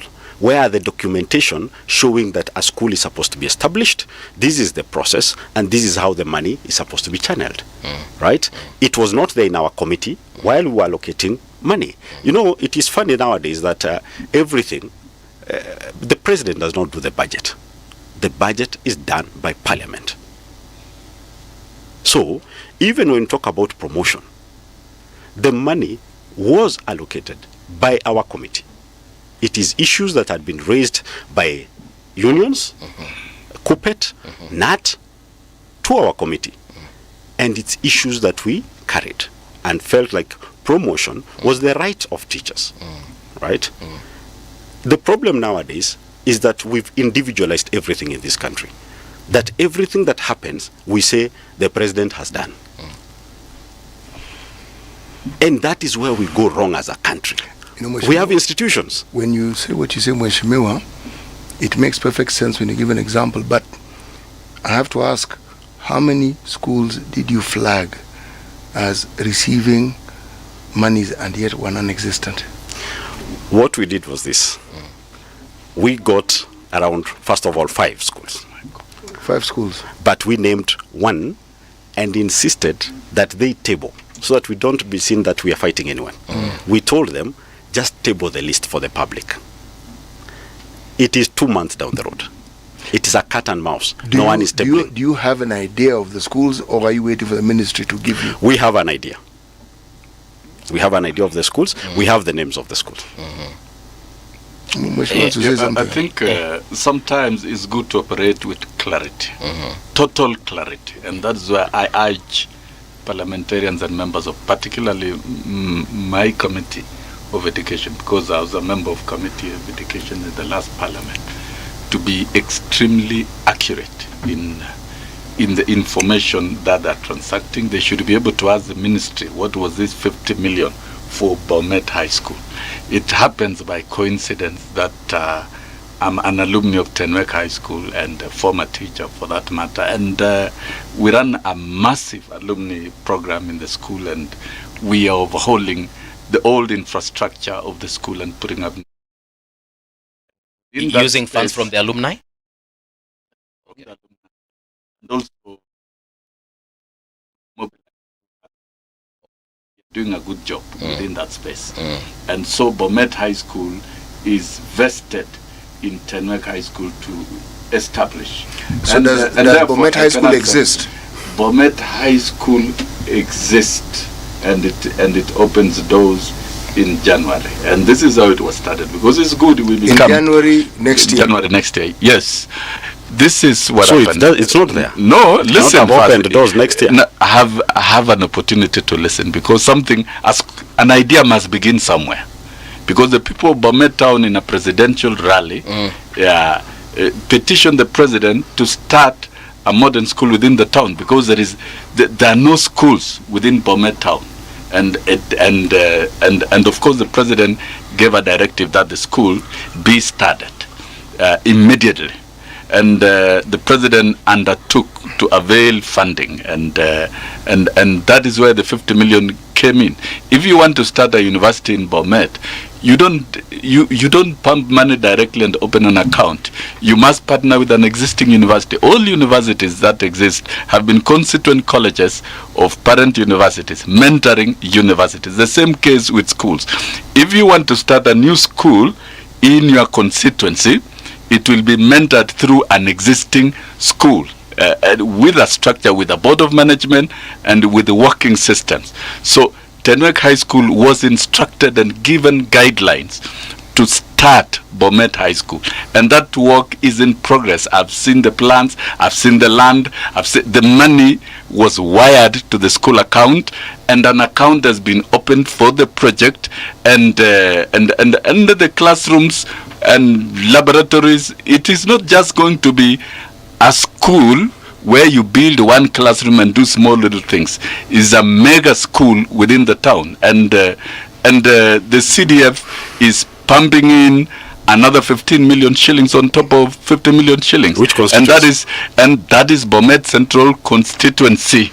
And you can talk with Honorable Kilel. So really, talk about your constituency. Don't talk about what another member of parliament is doing, what another member of parliament has canvassed. We are here to discuss education. So I can confess here that Bomet High School does exist. It will open doors in January. It is being mentored through Tenwek High School.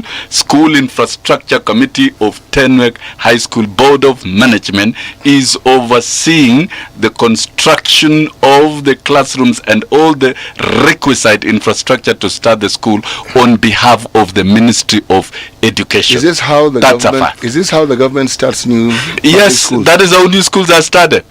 That is how new schools are started. It is a policy that is used. Let me tell you, if there is a mega urgent strategy to start a new school immediately, and money is availed, you cannot wire to a non-existent board. You wire money through an existing school that can account. So Tenwek Boys National School is an existing school that is known with a board and has been given instructions to Mheshimiwa has said that 50 school. million in the last budget was allocated to Bomet High School. Does that mean that in the previous years also there's some 50 million that has been allocated? No. It is in the current budget, and the money the money has been ring-fenced and an account open, and it's under the supervision of the Board of Management of Tenwek High School on behalf of the ministry. You explained very well, Mheshimiwa, but why has the ministry not been able to explain this? Because what you're saying is logical. It's something that you can look into and you can determine.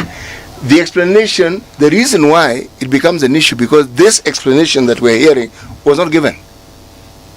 And that is why I'm asking Mheshimiwa here, as a member of parliament and as a committee, they should be able to interact with the ministry and they'll get those Actually, facts. they have. He just said those they are waited. Facts. You know, the problem we have in Kenya is that we politicize things and we don't use facts, and then we blow out of proportion, just like the St. Mary's Hospital thing, where Bishop was saying money has not been wired from SHA.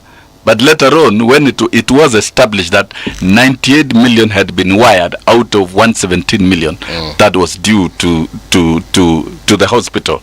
And then you wonder, at the end of the day, why do we use lies? So, for example, this one of Bomet High School. No, Mheshimiwa, please.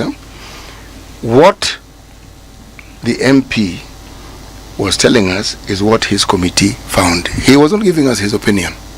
He said, this is what they raised. And they took the matter back, please, to the ministry and said, give us your report. They took it back. They did not. Because I raised the issue with him and he said, they've been waiting for the ministry to furnish them, and the ministry has not.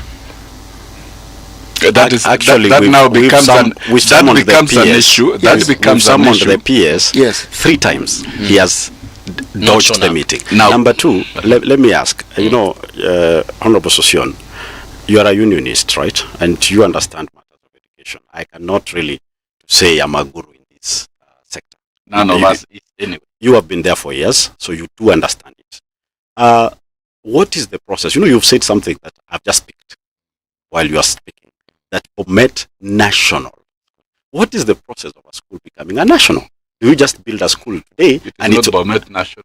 You said, I think, no, he has said a national school. Yes. If you listen to the build-up of his conversation, it is a school, because I was listening. They want, Bomet Town did not have. That's correct. They want to now build a school. Yes. What I believe he was saying, they want to raise it to the level of a national school. But his conversation was not that they are building a national school. No. They are building a school, in Bomet for the people Town. of Bomet Town. Yes, but it's on a scale. The scale is what is hoped will be. They're 50 million. Have I understood you right? Yes, they're 50 million. Yes. And it is being mentored by a national school. Kidogo tu, so that you can get this point. Budget allocation is done by Parliament. Yes, I have said that our committee never allocated any money to a Bomet High School. Okay. And that's why we flagged it.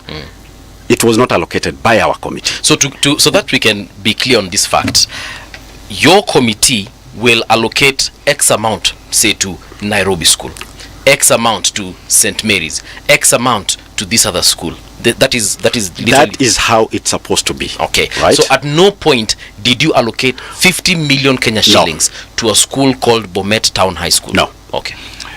Now, this is the procedure how the committee works. It doesn't allocate votes at school by school, but it allocates to a program within the ministry. So if, for example, say for building of new schools and infrastructure within the boundaries of the Republic of Kenya, the State Department of the Ministry of Education is allocated, say, for example, 15 billion shillings. So how to disperse to the schools shall be done by the ministry and accounted to Parliament. So the committee does not vote to a school. It doesn't. All right. Is that a fact? It votes to the program. So I think the disconnect here, so that we can close this conversation once and for all, because we don't change policies in this show. We don't change policies in conversations anywhere. That is how it is done. So I think what the committee needs to do is to get the ministry to come and account how they're unable to get the PS. Yes, they should be able. The PS is in Jogo House, and the Committee of Parliament can summon him, and I'm sure they will. You have summoned him. We've summoned him 3 times. I am sure. Yes, I am sure they will, because as I'm explaining here, I'm a vetted and sworn leader in this republic, and that story of Bomet High School, I think I'll let it go. It should be closed. It should be closed, because as I walk out with him, I've accounted how he knows where the school is going. And yes, it's opening in January. And it's public, I just asked him to show him some photos public information of the work in progress, because it's opening in January. You've said that work has already begun. Yes, the school is opening in January. Yes, work has begun. The drawings have been done. Approvals by the ministry are being undertaken, and the delivery of the classrooms, administration, laboratories, libraries, and other requisite infrastructure will be concluded by early in the year, and the school will open early in the year. By early in the year, there will be a principal, there will be teachers, there will be students, and it will operate as an independent. In 3 months. In 3 months. 3-4 January, months. So if we go there is work going on. You know, the way I feel this discussion perhaps need to take shape is, when an example is given, it should serve as an example, and the facts pertaining to the example is what we're looking at now. Correct. And we are understanding something that even I did not understand, how it is money is allocated. It is true. The parliament you belong to is a budget making. So did the one you belonged to. Yes. Now, budget making, meaning they are the ones who decide which money goes where and how much of it goes there. Yeah. And it is true. Money goes to the ministry. It doesn't go to schools. No, it goes to the ministry. To the programs. Now the programs, because there are various programs that must be served by this money. Okay. It helps tremendously if officials of government table some of these things publicly so that people know. Because then the debate becomes a debate that is based on knowledge and information. Yes. In the absence of it, people will use conjecture. Now, if it's against a backdrop of ghost schools, you see, the thing that puzzles me about ghost schools and ghost students is the length of time this conversation has been there. It fascinates me because, after all this time, if you know they are ghost schools, how is it that you are not able to identify these so-called schools so that the conversation of money is going to ghost schools ceases to exist? Or is it now ghost schools are labeled ghost when one doesn't understand the processes by which some of these schools are actually being built, and we don't understand the government process?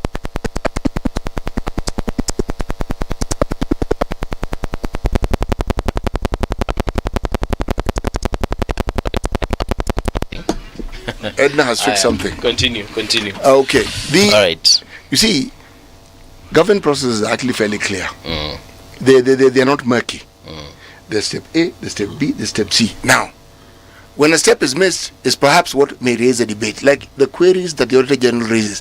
They are queries, meaning she doesn't understand this is what was supposed to have been done, and somehow it doesn't fit with what the money was. So somebody summoned and said, explain this to us that we understand it. Yeah.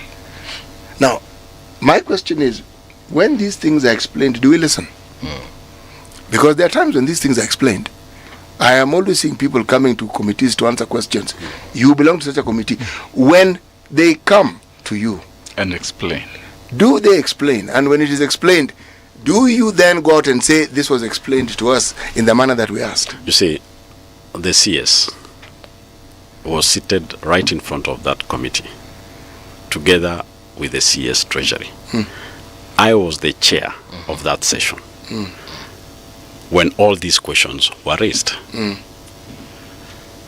The CS Education had to say, kindly allow me not to answer these questions and give me 2 weeks so that I interact with my peers to bring answers. Okay. To tell you how murky it is. And this was about capitation and infrastructure to schools. It's just a very simple query. If these things are transparent and done as per procedure, what is so hard? And we're not saying publish them in the newspaper. We're saying it, present it to the committee in charge of education in this country. That is all we asked. But we are now literally in our 3rd month that small answer cannot be brought. Maybe it isn't small. Exactly. And maybe has the PS said why they can't appear? It was the CS. Remember, but the CS is the boss. PS. The CS is the boss. Yeah. As we summon the CS, is him to come with his principal assistant, okay. right? To come and explain, because there are 3 state departments, and I would like that other than us just sticking to basic education, we also need to talk about education. There is the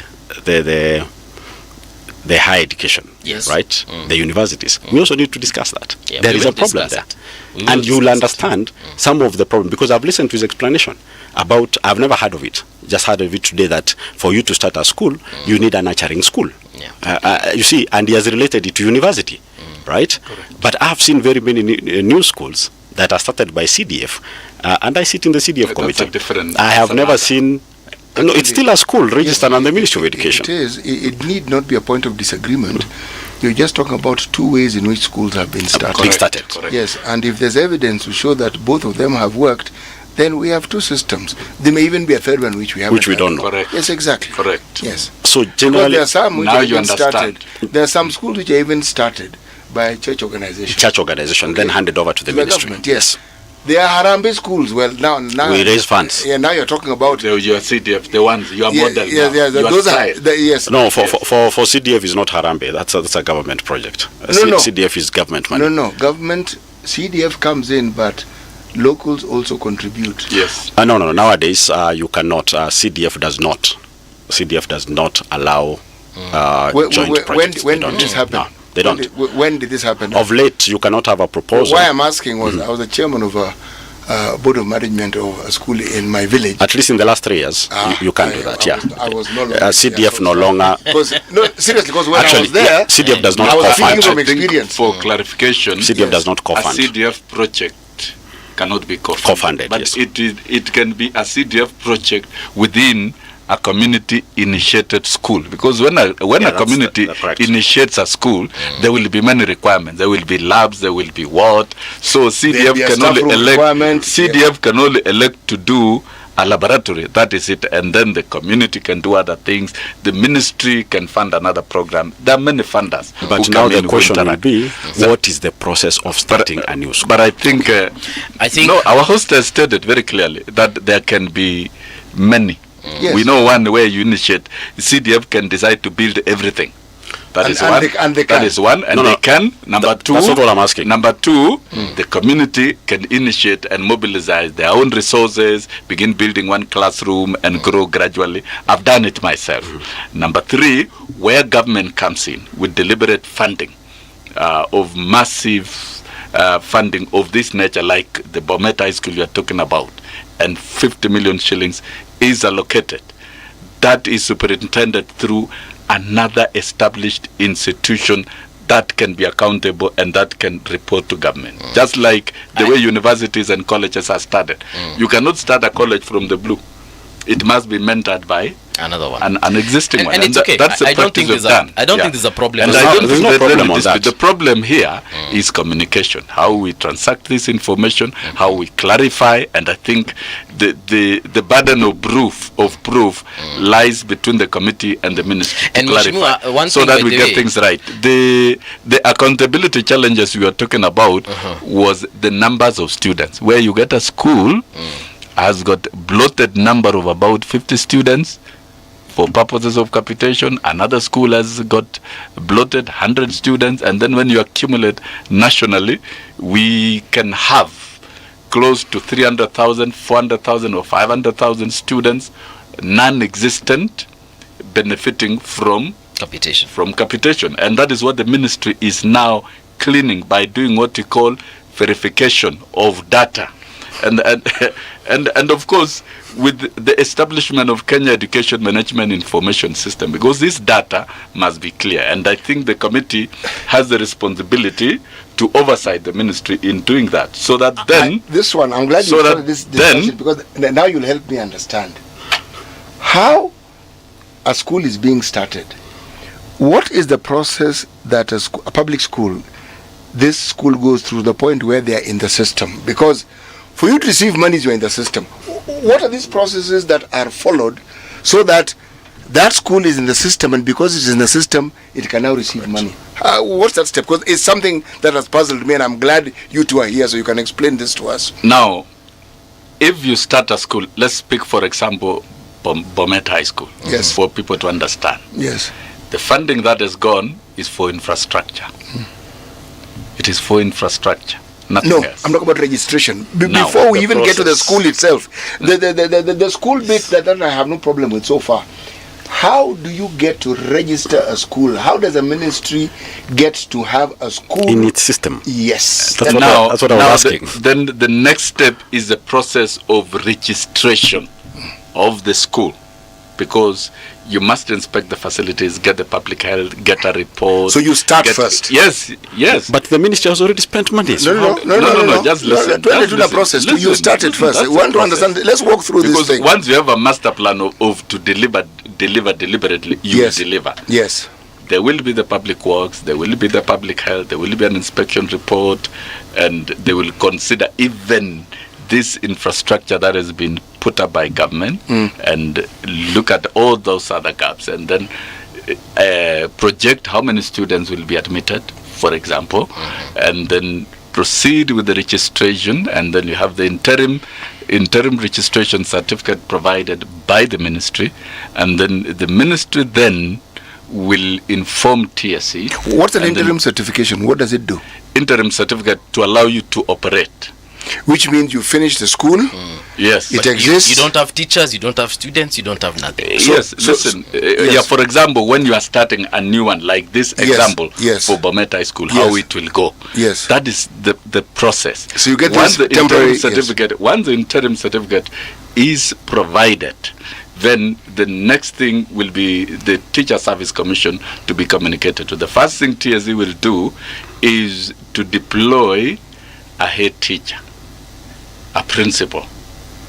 So once a principal is deployed, who is accountable, then the other processes can commence, like establishing a board of management in place, TSC sending more teachers. But for this case, since it is a school of interest, it will receive a principal and probably a good number of teachers to start off with. And it will have a board of management in place. It will take over the operations of the school, and it will operate like a normal school. For example, I've given you an example of this school of big interest for Bomet Town, and I can tell you by March it will have a board of management in place, it will have a principal in place, it will have students, it will have teachers, a reasonable number from TSC, and it will have admitted students. And there will be a clear projection on the number of students to be admitted, and whether they are boys and girls, whether it's going to be day and boarding. Those are domestic decisions to be undertaken. Mheshimiwa knows that it's done at that level. So when you mention, I've given you that example. So all the other schools will follow the same format. So part of what you tell the ministry, they will need to understand the number of students you hope to cater for in this school. Yes. All right. I'm not even bothered. But after all this has been done, you're now in the system. Yes. If this is the process that we follow, how do we end up with ghost schools? Because we know they are ghosts because they're being paid money and they don't exist. Now, a ghost school is a school that is non-existent. Yes. Money is wired, and that money is expended against a non-existent school. That school exists in the system of the Ministry of Health. Correct. Education. That's a health. Yes, you did say health. No, health is always on my head. In the Ministry of Education. Yes, it exists. Yes. If money is wired to a non-existent school and it is expended, and that school does not exist, then that's a crime. Just like we have ghost students, just like we have ghost workers in the payrolls, it is possible. I was only telling Mheshimiwa here that fight ghost schools. You have every right to do that.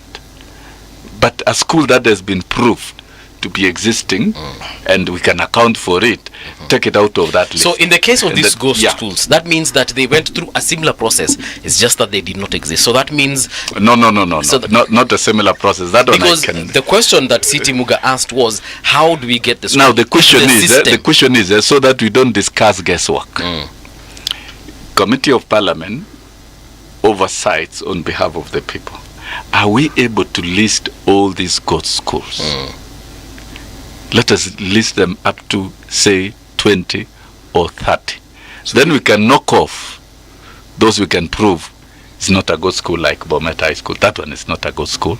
It's a school in progress, and it can be accounted for, removed from the list, and then remove the others. Check all these others that have received. If they have received, for example, capitation, like Bomet High School cannot receive any capitation until when students are registered and they're in the KEMI system.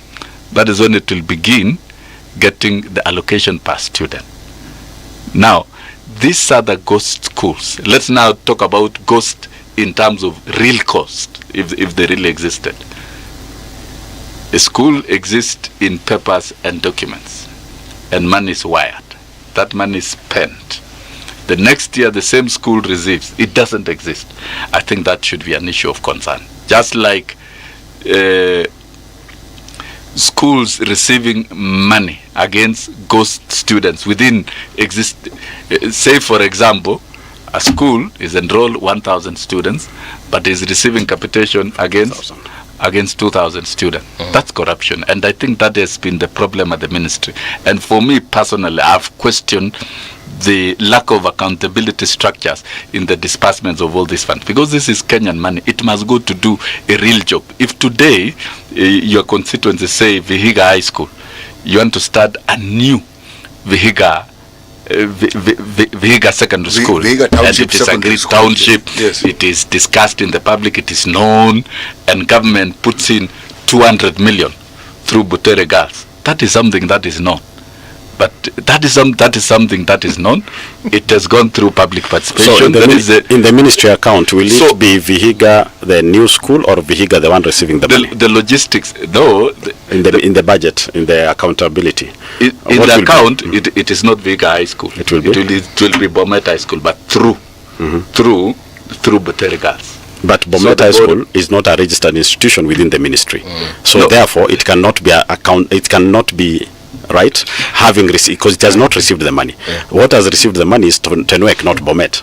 Listen, when what showed it was Bomet High School has received the money. That's when we asked, there is no such a school. Let me answer you. In the next financial year, July,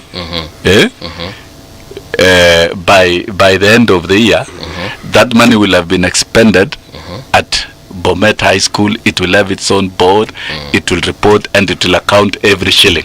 Okay, Meshimwa, there's a question I have for you. Have you been able, apart from now in the case of Bomet High School, have you been able to identify any other ghost schools, and have you actually visited the locations that they are purported to exist to see if indeed they do exist or not? Remember, members of parliament represent constituencies. So how are we able to raise such a question that there is no such a school? It's because we come from those areas. Okay. It is someone saying, hey, I operate from that area, there is no such an institution. So the MP for that area actually yes, someone comes and says, there is, when they have access of money that have gone to their jurisdictions, we do follow-ups. Okay. How much did my jurisdiction get? That is when a member of parliament who may have not been involved in the bigger scheme raises query like, I didn't know I had school X.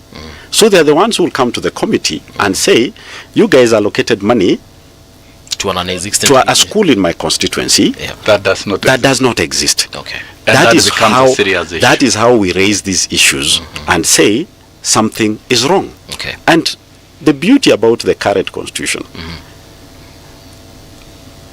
for someone to know, remember, a senator may also be passing through the list, because everyone has interests.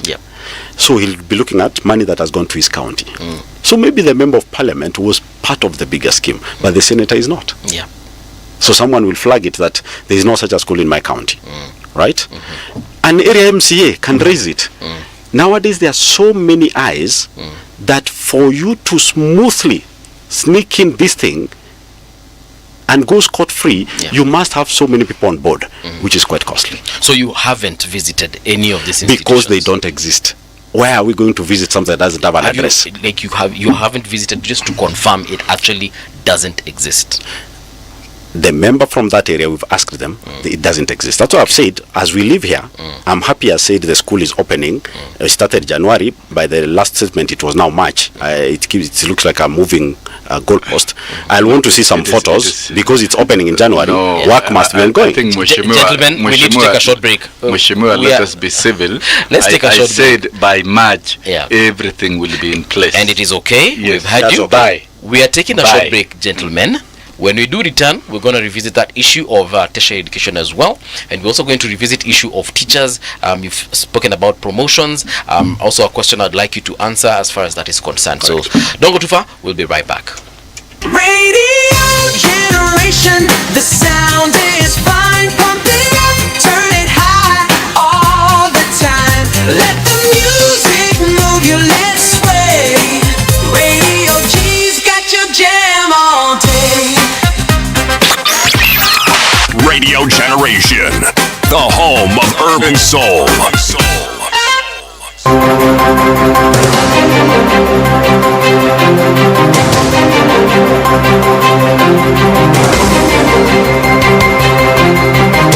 This is the Radio Generation News. Good morning, I'm Winnie Maganga. Fuel prices are set to slightly decline after the Energy and Petroleum Regulatory Authority announced new pump rates in its latest monthly review. The new prices, which take effect from midnight September 14th and will run for the next 30 days, reflect minor reductions across super petrol, diesel and kerosene. In the review, super petrol decreased by 0.79 per litre, diesel by 0.11 per litre and kerosene by 0.80 per litre. This means that in Nairobi, motorists will now pay 184.52 shillings per litre for super petrol, 171.47 for diesel and 154.78 for kerosene. The body of a construction worker who went missing a week ago was discovered over the weekend at Talanta Sports Stadium in Nairobi, sparking questions over his death. 35-year-old Sami Chengo had been reported missing on September 6th by his wife Christine. His body was found floating in a water sump behind the under-construction terraces. A colleague stumbled on the remains around while preparing the site for plastering. Police said Chengo had visible head and neck injuries with blood coming from his nose and mouth. Tumeshtuka sana na bado tuko na wasiwasi na tunajiuliza kwamba in whose hands are we safe? Scene of crime investigators CSI from Nairobi area transported Kengo's body to the Nairobi funeral home after processing the scene. Watu wa ofisi walikuwa wajapeana habari yoyote kwa wakubwa wao. Ndio niliona mkubwa captain nikamuelezea. Sasa hii kitu imejulikana kutoka kwa captain. Jamaa hakuwa anakosana na mtu, alikuwa tu anakula haki yake. Kwa hivyo mimi ile naomba haki yake itendeke.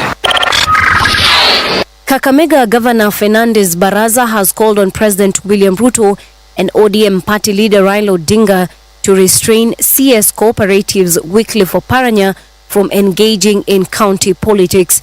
Speaking on Sunday in Kakamega, Baraza said Oparanya, who had served as Kakamega governor for 10 years, seems to be struggling with his new role and has yet to fully embrace his national mandate. He appealed to both President William Ruto and ODM Raila Odinga to intervene and remind Oparanya of his duties. Sasa wewe umefanyiwa heshima, umepewa uwaziri ili uweze kuunganisha wanakakamega wote. Saizi anatumia wabunge ili kuvuruga chama cha ODM. Mimi nataka kuambia rais, you must call your CS Oparanya to order. Kwa sababu sisi hapa Kakamega, sisi tuko kwa ground my friend. Wewe uweze kuja na ndege, alafu nakuja kupepea hapa na ndege, kuja kuattend homecoming ya jamaa ambaye kupigiwa kura. Ni sarakasi. So mimi nataka kuambia waziri, with all the due respect, you must avoid embarrassment. Unajidunisha mwenyewe. Malindi fisheries stakeholders on Sunday staged a peaceful protest at Shella Fish Landing site against the proposed Fisheries Management and Development Bill, dismissing it as unlawful and unconstitutional. led by Shella Beach Management Unit officials, fishermen and fishmongers, including men, women and youth. The stakeholders accused authorities of failing to conduct meaningful public participation. They demanded that the proposed law be revoked and urged the government to draft legislation that protects rather than victimizes local communities. Mvuvi akitoka huko lazima afike land site. Akifika land site aambiwa alipe pesa ambazo kiwango anapewa kulipa mvuvi ni kikubwa kulingana na mapato yake. Kitu ambacho leo tumekuja hapa kukizingatia zaidi ni kuhusu hizi sheria ambazo zinamkandamiza sana huyu mvuvi. Ni majuzi tulikuwa kule Kilifi tukitoa yale maoni yetu kwamba sheria hii inatukandamiza na sheria hii ndio ambao sisi tumeitaka. Na tumetoa maoni yetu kwa jumla. Kwa hivyo kile ambacho tunakiomba ni kwamba zile sheria zitekelezwe kulingana na mvuvi vile mapendekezo aliyoyatoa. Itakuwa si vema tupendekeze mambo ama mvuvi awe atakandamizwa kwa sheria ambazo haziwezi. Tanzania's Alphonse Simbu snatched gold in the first photo finished at a major championship marathon on Monday, edging out German Anmal Petros in a dramatic at the World Athletics Championships Tokyo.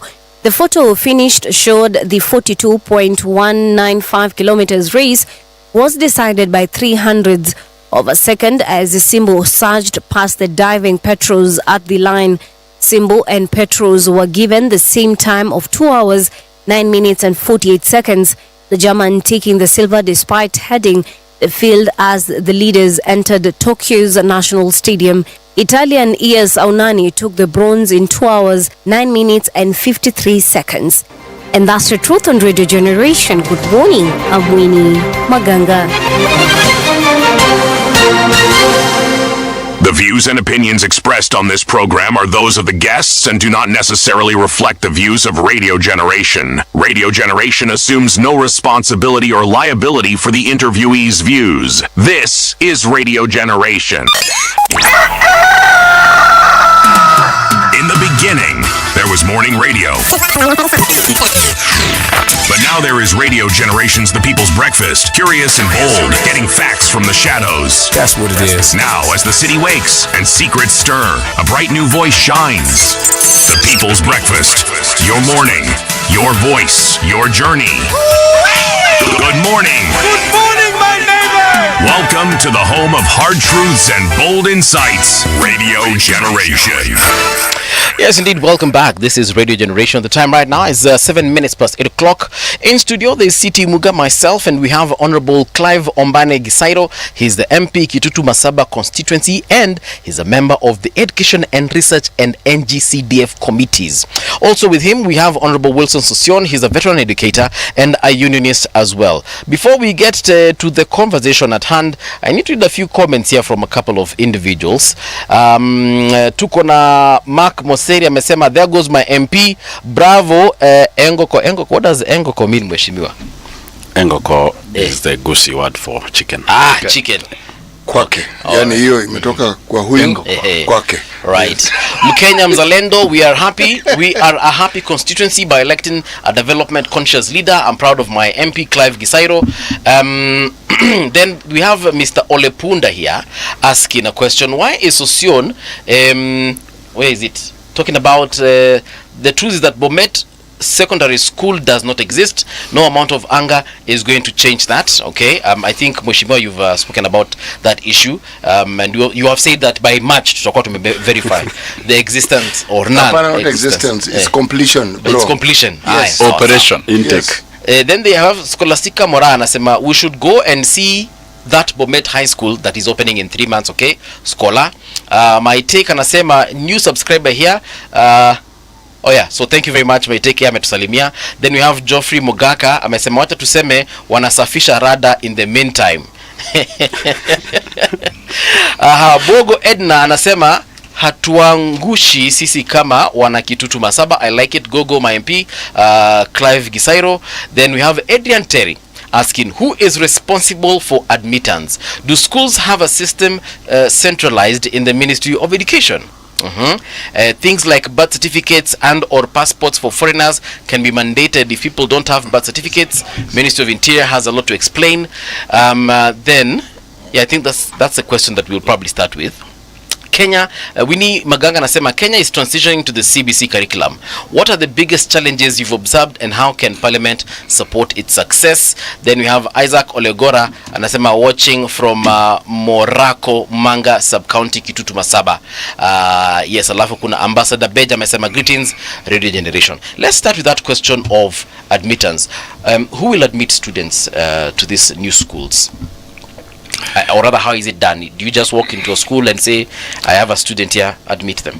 No. For schools that have been duly registered by the ministry and processed by the ministry, it is the ministry that will guide on the mode of admission, because admission of students to schools is guided by the policies of the ministry. Say, for example, you are starting a new school, and that will be a senior secondary school for that matter. So you'll have to design that school to offer how many pathways: STEM, sports and arts, and social sciences. So if you design a school to offer the 3 pathways, then you also process the admission criteria and even indicating the number. For example, Bomet High School is going to have the first 9 classrooms ready, laboratories ready, library ready, and other basic infrastructure. And I think that is a school that is going to offer 3 pathways, so that then it caters for the needs of the community, in a qualitative and impactful manner. So that is how it will, but it will be guided by the policies of the ministry, and it will admit students from within the catchment of the town. So it's likely to be organized to be a quality day secondary school of high value within the town. So it depends. That is, it will be guided by the policy of the ministry. If a school is started by, say, CDF, you put up infrastructure and the rest, then you sensitize the community and you propose as a board the number of students you can accommodate in lessons with the ministry, and you admit according to the policies of the ministry. And that admission, of course, is nowadays is done through computer work, as ICT guided, and students are able to choose. And if a school does exist after the choices, then there are those provisions for those who have interest to change and apply for admission. So it's not a difficult thing. It's professionally guided. Once we have a principal in school to coordinate the admission work, and you have teachers either deployed by TSC or employed by the Board of Management and working within the guidelines of the ministry, then the school will begin operating. It will be up and running. That's how schools are started. I witnessed as Secretary General NAT, and I campaigned for this all over the country, that the opening of day schools and giving quality to day schools across the country, because those are day secondary schools, because those are the most affordable, the most available to the poor households. And if we dignified these schools by ensuring that the day schools, we've got quality infrastructure, quality classrooms, quality laboratories, and deploy qualified teachers, and we mount a curriculum that is so diverse. The curriculum that you get at a national school, say like Alliance High School, you will get it in a day school in Kitutu Chache, and you have qualified teachers. These students will continue doing as good as those who are in national school, and that is how to achieve equity in education. So I think as a country, we've got a lot of work to do to expand access to education and to ensure quality of education. And I'm a firm believer, even as we move to senior secondary, I'm a firm believer of making day senior secondary education available qualitatively.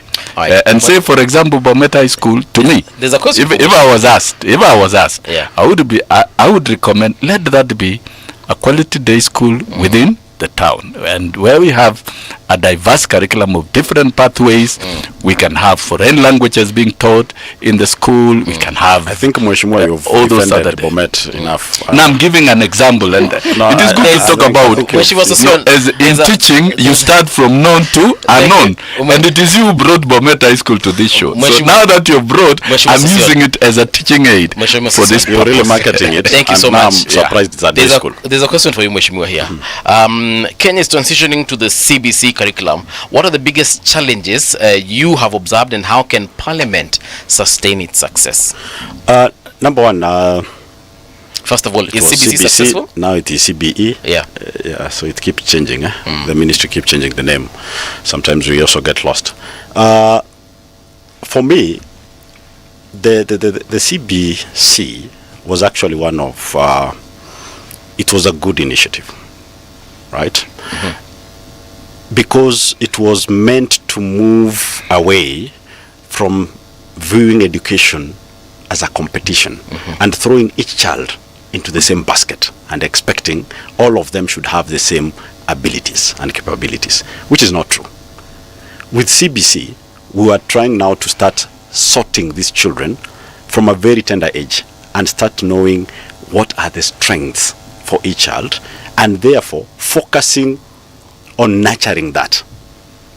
It was more individualized, right? The mistakes are not, the problem is CBC is now 9 years old. It's 9 years old. But it will be treated as if it is 2 years old. It's not. Because it started when the children joined grade 1 in the new curriculum. The current children were in grade 9. Those are the pioneers. So they've been in that system for 9 years. So it was well intentioned, and I thought it was actually going to help change there. The 844 was more of a, cram and download, and you see that does not nurture the child. The problem is we didn't prepare adequately. But is it too late? The answer is no. Can we fix it? Yes, we'll fix it. Because, first of all, the number of teachers being recruited, of course, the current government will take all the credit that they've recruited teachers. But whichever government was going to be in office had no option, because the curriculum was changing, a new set of a junior school was coming up, teachers were going to be recruited. So that was automatic. It was going to happen. So the teachers and the Committee of Education has really purposed to always ensure in every budget there is money to ensure that teachers are available.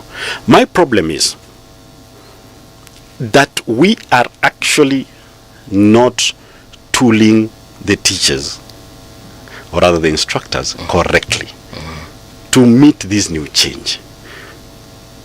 The instructors we are sending into this new system were equipped to actually fit into the old, the 844 system. Can I just pause for a second and ask this question?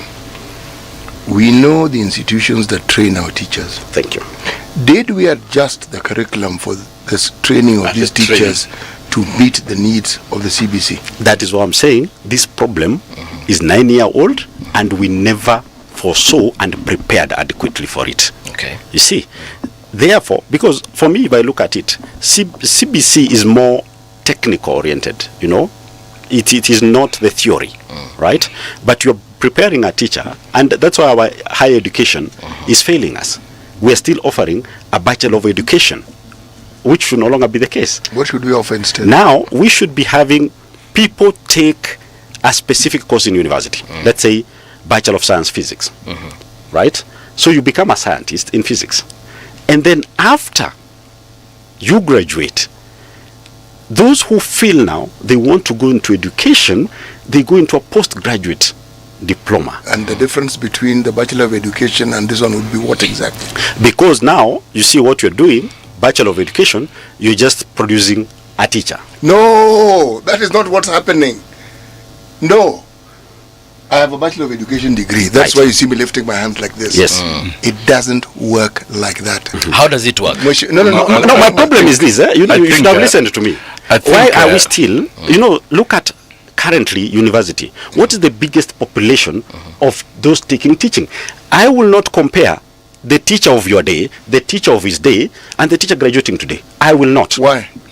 Because you as a teacher, you'll agree with me. Now, number one, you enter a classroom whereby there are 300 students taking Bachelor of Education CRE. TSC today, in their role, those who have TSC numbers are over 400,000 yet to be absorbed. 400,000. Why? Because it's no longer about quality in the universities today. It's about quantity? It's about quantity. I'm not so sure that is absolutely correct. It is correct because it is a money-making venture. I They are think, trying to I think remain we are afloat. deviating from the big question you raised. Yes. Because I don't think it is right for us to get out of the context of CBC. You see, that's where I was going for before teacher he pulled me preparation. aside. Oh, don't worry. Mine was, I was saying, Yes. I'm not saying we kill the education. Yes. I'm just saying we restructure it in a way. First of all, we go into speciality. Someone goes and becomes a biologist, right? You know the reason why. And then if he wants to be a teacher, he can go a postgraduate Mheshimiwa, diploma. do you know why I interrupted you? Yes. Before the degree of Bachelor of Education was brought into our education, the high university education, what you are stating is what used to be the case. Right. It was not, the Bachelor of Education degree didn't always exist. You did a degree in physics or whatever you studied, then you did a diploma. Then it was crafted. By the way, you actually study the subject you're supposed to teach. It's not as though there's an entire, now I'm telling you from what I've studied. The entire curriculum of that subject, you will learn it. Education is one of the many units that, it's just a unit you study. So it's a far more comprehensive education than most people think. You want to add to it? Yes, I think if we propose new things, we'll create confusion. Let us start from known what we are doing, and then we do an analysis. Is it the right thing we are doing or not? Rather than creating confusion left, right, and center. A teacher in the model of Kenyan training is created from day one of entry to the teacher training college and to the university. And that has made things very good for Kenya. If you look at the best teachers in global standings in terms of competition, and in fact, that teacher from Emining Secondary School, that physics chemistry teacher is the best in Africa because these teachers are made from day one. You become a good teacher if you are made from day one at the training institution. For example, myself, I trained as an agricultural extension officer. Yes, that is my training background. But because I had to be prepared for two options, I had to be prepared also as a teacher from day one. So I was made a teacher from day one. And that is why we have the best teachers in Kenya. Did you want to teach? Yes, I wanted to teach. Precisely. I also wanted to teach. I wanted to teach. And you see, now, let's come to the issues. Let's come to the issues of the moment. Yes. About CBC, the missteps. You know, a curriculum is not a Simon Makonde affair. That you wake up one day and you want everything done in a day. That is a mistake we made. And that was a mistake of Fred Matiang'i. And I complained about it. That you cannot conceive change of a curriculum. Yes, it's good to change. But you cannot conceive change of a curriculum in May, and then begin piloting in June, finish piloting in October, and you don't have even summative evaluation finding of that piloting, and you want to roll out in January. I complained and I protested because that is what was done. If you want to pilot a curriculum, pilot from January to December. Yes, have a summative evaluation, have professionals to review, have university lecturers from the Dean of School of Education to do papers, research. That is how it is done professionally. Schools where you pilot. Schools where you pilot. Yes. So what was done was dangerous. And that is what is being corrected now. That's what the Presidential Working Party is talking about, retraining teachers, is talking about reorienting the teacher reorienting the teacher training colleges and universities to do the same. This is what should have been done. And I agree with you, my brother Mwalimu of the show. Curriculum change should have started at the teacher training colleges and universities by changing the model of training of teachers so that you train the teachers who are needed for this curriculum. And that projection should have been done. You're not agreeing with what I said. It should have been projected. It should have been projected that the first rollout for grade 1 will occur, say, in 2025. Right. And that you are doing it in 2015. So you begin training teachers to commence, and then you train new teachers as you deploy. Teacher training in any country, as guided by UNESCO, there must be a policy of training and recruitment, so that you train the teachers who are required in that particular number. You don't commercialize that. You even get to Kisii, there are so many private teacher training colleges, everybody's training a teacher. That's what he's not agreeing with. That is not the right thing. That is how we've ended with 400 training. Teacher training is guided by a policy. And that should have been, and I think that's what you take up as a committee. But nevertheless, this damage was done. We are in the 9th year of rolling out CBC. Yes. The only thing we can do within the framework of UNESCO is to review, and that's what we guided the president. And the president said, we don't want to do things like we are doing politically. Let's subject our curriculum to constant review. Remember the other day, the debate on mathematics, whether students taking humanities and others who do maths, you know, somebody very crazy who came up with that? That was original design. Idea. That was original design of CBC. If you look at what is being done, it is discarding the very bad policies that existed. But you can see the debate that Kenyans came up with was picked up very well by the ministry. I'm happy because I can see when an issue comes up, it is treated seriously, and the ministry since corrected the curriculum design, that then the students who choose the other two pathways, not STEM, can do another model of maths that's ideal for them, because everybody does maths. Even if you're a linguist, you'll need maths at your master's level. When you say another model of mathematics, you mean like a simple alternative. So watu wa STEM watafanya mathematics ngumu? Yes, pure. Watu wa arts watafanya mathematics simple. Yes, which is relevant to the bit. You know, there are different modes of maths. When you put it that way, it may sound like it is not a good policy, but you see. But student can choose. What do you understand maths as a subject? Is it a science or is it a humanities or an art subject in your mind? What is maths? It's a science. It is not. It is not a science. Maths is a language. Maths is philosophy. Maths is a language. It's philosophy. Yes. It helps in critical thinking. Science. Yes. And the options of maths that has been provided, even a student doing performing arts can choose the alternative of maths that STEM students are doing. It becomes a choice. You see, the cognitive energy that you have and the strength, that's what maths does from a very, very early age. Yes. Problem solving. Even those of us who've done masters, when you're doing statistics, you feel energized when you're working on figures and numbers. You feel now that is some power, some energy. That's critical thinking now. Some power, some energy comes to you, and even when you are arguing and you argue on figures and numbers which are accurate, nobody can debate about it. And that is why even our education system, it should be evidence-based. It should not be guesswork.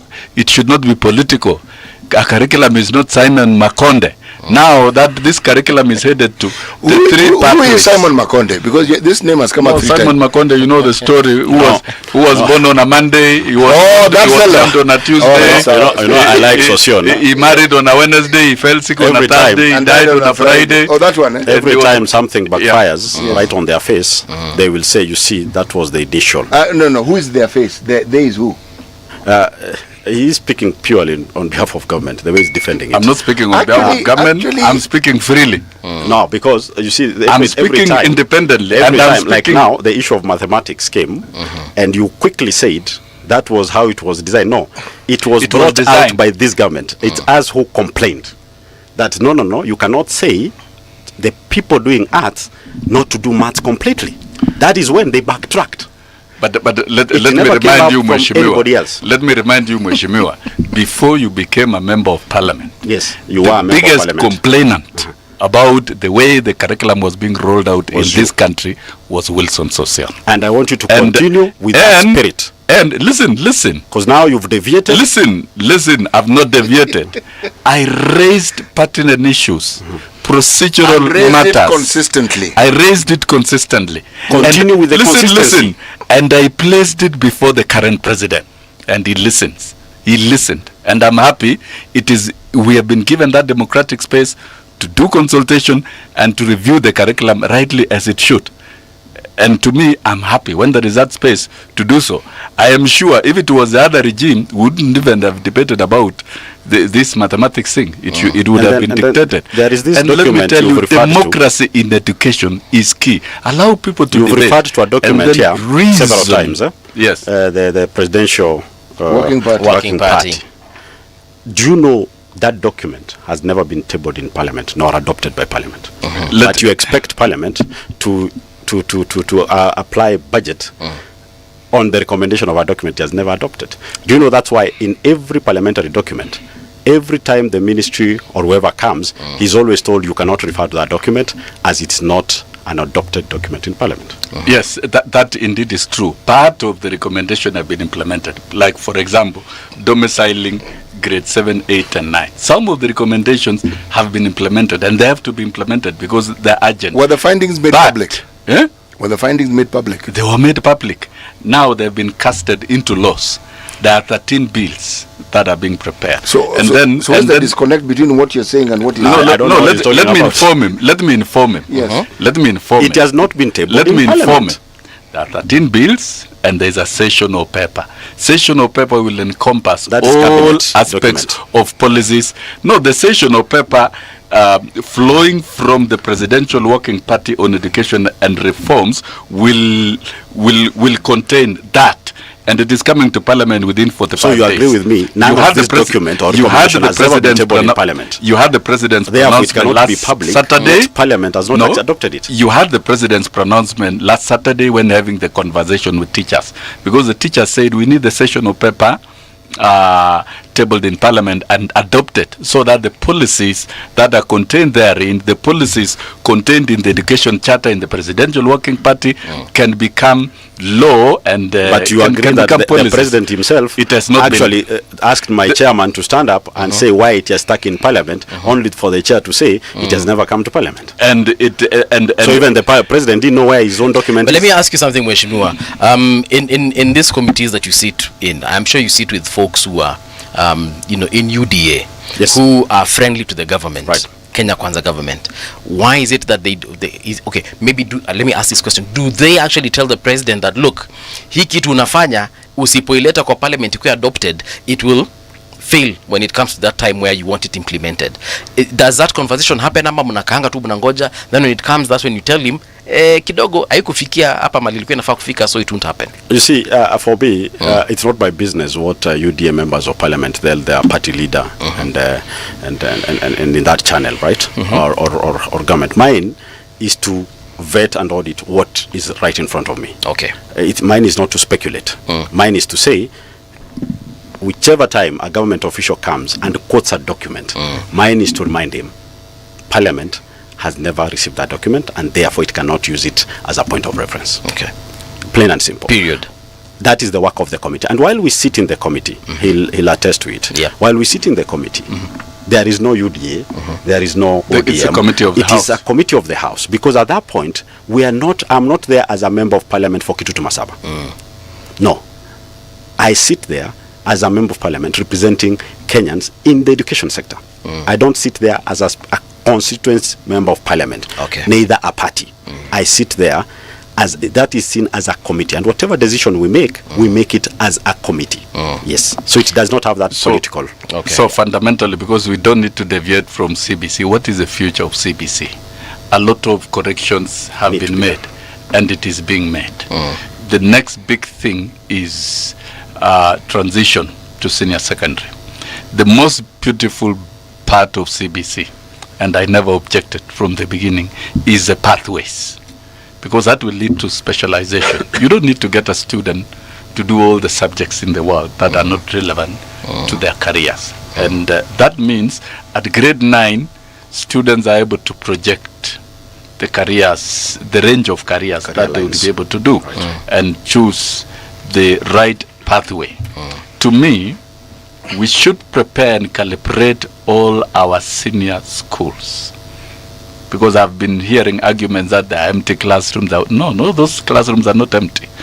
Those classrooms can be converted into rooms to manage and deliver the technical subjects. You have electricity room, music room, woodwork, fine arts room, woodwork, foreign languages and the rest. Because that is what we should have done to prepare the human resource and to prepare the infrastructure and the teaching and learning tools qualitatively. This should be the conversation. And how schools are prepared, it has been left to the schools to prepare themselves, and students have made their choices. And I think the biggest, the point of success and the tweak of this new curriculum is the pathways. Okay. And how well the pathways will be implemented by the schools. All right. More teachers will be required, more resources, teaching and learning resources, mostly. Not even necessarily classrooms, teaching and learning resources. Because if you want to teach music, and not just music, performing arts, performing music, drama, and the rest, you will need certain facilities, certain infrastructure, and you'll need qualified teachers for that. Which can only take place if we have fair distribution of resources, which is not the case today. The question is, let's not talk about distribution of fair resources, because that was taken care of by the Constitution of Kenya 2010. Every constituency is receiving CDF. So no constituency should tell us that they don't have minimum in terms of classrooms and the rest. It is now time we match the sources of the resources and the requirement. That's the sad explanation every time. Can we get that? Schools. Maybe Mheshimiwa, you can let us allow me finish. We must now be able to link the resources with the implementation of senior secondary, so that then these pathways, of course, as many schools as possible should be able to provide the 3 pathways. If we are talking about day secondary schools in Kenya, who admit currently 76% of the students. Yes, 76%. And that being the case, then the day secondary schools should be calibrated, supported to be able to deliver 3 pathways as much as possible. All right. So that becomes the challenge, and that's the truth. We should tell ourselves the truth as a country. It is not only the work of government, it's the work of all of us. There are other issues. The work of communities, because education is a collective venture, is a collective responsibility. Mheshimiwa Sosion, there are a couple of other issues we need to discuss, and we are running out of time. For instance, we saw teachers visiting State House, and I think the president, we've learned, promised them 20% of the affordable housing. I don't know what your thoughts are on that. I think it is sometimes sad that we make pronouncements maybe for political excitement or to excite the people. The housing had its own reasons that it was conceptualized. First of all, remember, it is not the current president who started the issue of housing. Even the last president did housing, affordable housing, right? I was going to say affordable housing has been in this country for the longest possible time. Correct. But anyway, let me not disturb your thoughts process. Go on. So, I don't know why nowadays, you saw when Harambee Stars was playing, housing was thrown into the basket. Now teachers, yes, they were told if you win. Yeah, but where's the problem with that? No, I'm not saying there's a problem. Yes. Just allow me to continue speaking. Players who ask for it. Oh, by the way. No, allow me to. Can we allow them to just finish his thought? No, allow me to say this. Yes. We're having a conversation. It's not an interview. Right. When you have a conversation, people interrupt you. So please, let me continue. You see, it is not wrong to do it, but it's how we do it. Like now, and I feel the unionists who went to State House really did fail the teacher. They did fail the teacher, because when I saw a senior unionist, instead of raising issues in the sector, started by saying kumi bila break. That was a political statement, whereas I expected and it's a him political to right raise also for them. Yeah. It is a political right. It's a political right, but they went there first of all to agitate for the challenges the teachers are going through. Maybe that was his way of agitating. That was a very, very poor way. Yeah. Because your work is not, as a unionist, is not to praise government. It's to say these are the challenges we're having, because we are working towards fixing a system. The education sector is having challenges. So the president also stood up and said, 20%, they signed something there. Yeah? These are two politicians talking. The unionist is a politician. He's talking to another politician. But now, you forget, how do you expect that conversation the to continue? teacher's pay slip will not even allow him or her to even take that 20% of the housing you are being offered. Those are just stories that we're offering. Can we stop politicizing some of these things? The housing has been here for years, but now, first of all, let me not go there. Because but you are a politician. Okay. Now, I'm a politician, but you asked me about housing. Housing was supposed to fix the problem of housing challenges. It actually was. These teachers have taken loans, they have built houses. This is not what they wanted to hear there. Allow me telling them that you need to income more. They don't have anything in that pace. Allow me to enrich this conversation and Mheshimiwa's contribution. You know, we respect other people's views. That's your view. Rightly, as you are saying, the housing has been in law since 1967. There are 3 social programs that were introduced under sessional paper number 10 of 1965. One of them is NSSF, one of them is NHIF, the other one was housing, but was never implemented. The law has existed. And Kibaki administration tried to focus during the coalition government, slum upgrading, that was one of them, and then Uhuru administration tried and discarded. Go earlier on. You see, all these national housing projects that we had were also an attempt to do this. Correct. Yeah, so, but please continue. But now it has been implemented massively, and about close to 200 at the expense sites of the payslip. Close to 200 sites at the expense of the payslip.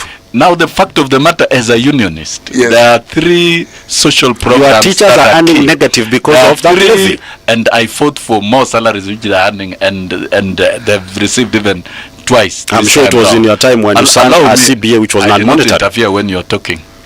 There are 3 social programs that any government must invest in. One is health, one is education, and serious government will be bold and invest in housing. I was in Bahamas, and when a teacher is employed into service, one of the benefits is a house. And you occupy that house and pay slowly for as long as you are in the teaching service. It becomes an offer and a gift and a benefit. The visit to State House is permissible under ILO UNESCO recommendations, where teachers are entitled to their political and democratic rights, and they must be given forum to raise their views before government. And when they raise before the president, then that is a proper forum. And let me tell you, no one said the forum was improper. And let me tell you, no, I'm informing you. No, you don't need to inform me, because I didn't say the meeting was improper. Those who feel jilted and feel defeated by the engagement, because that engagement was a policy meeting. The Committee of Education was there. Allow me. We are not saying it was improper. By the way, can you allow me to finish my statement? No, because you're saying you're informing me. I've not disputed the fact. Now, there are many issues that were raised by teachers, and they didn't raise it on that particular platform.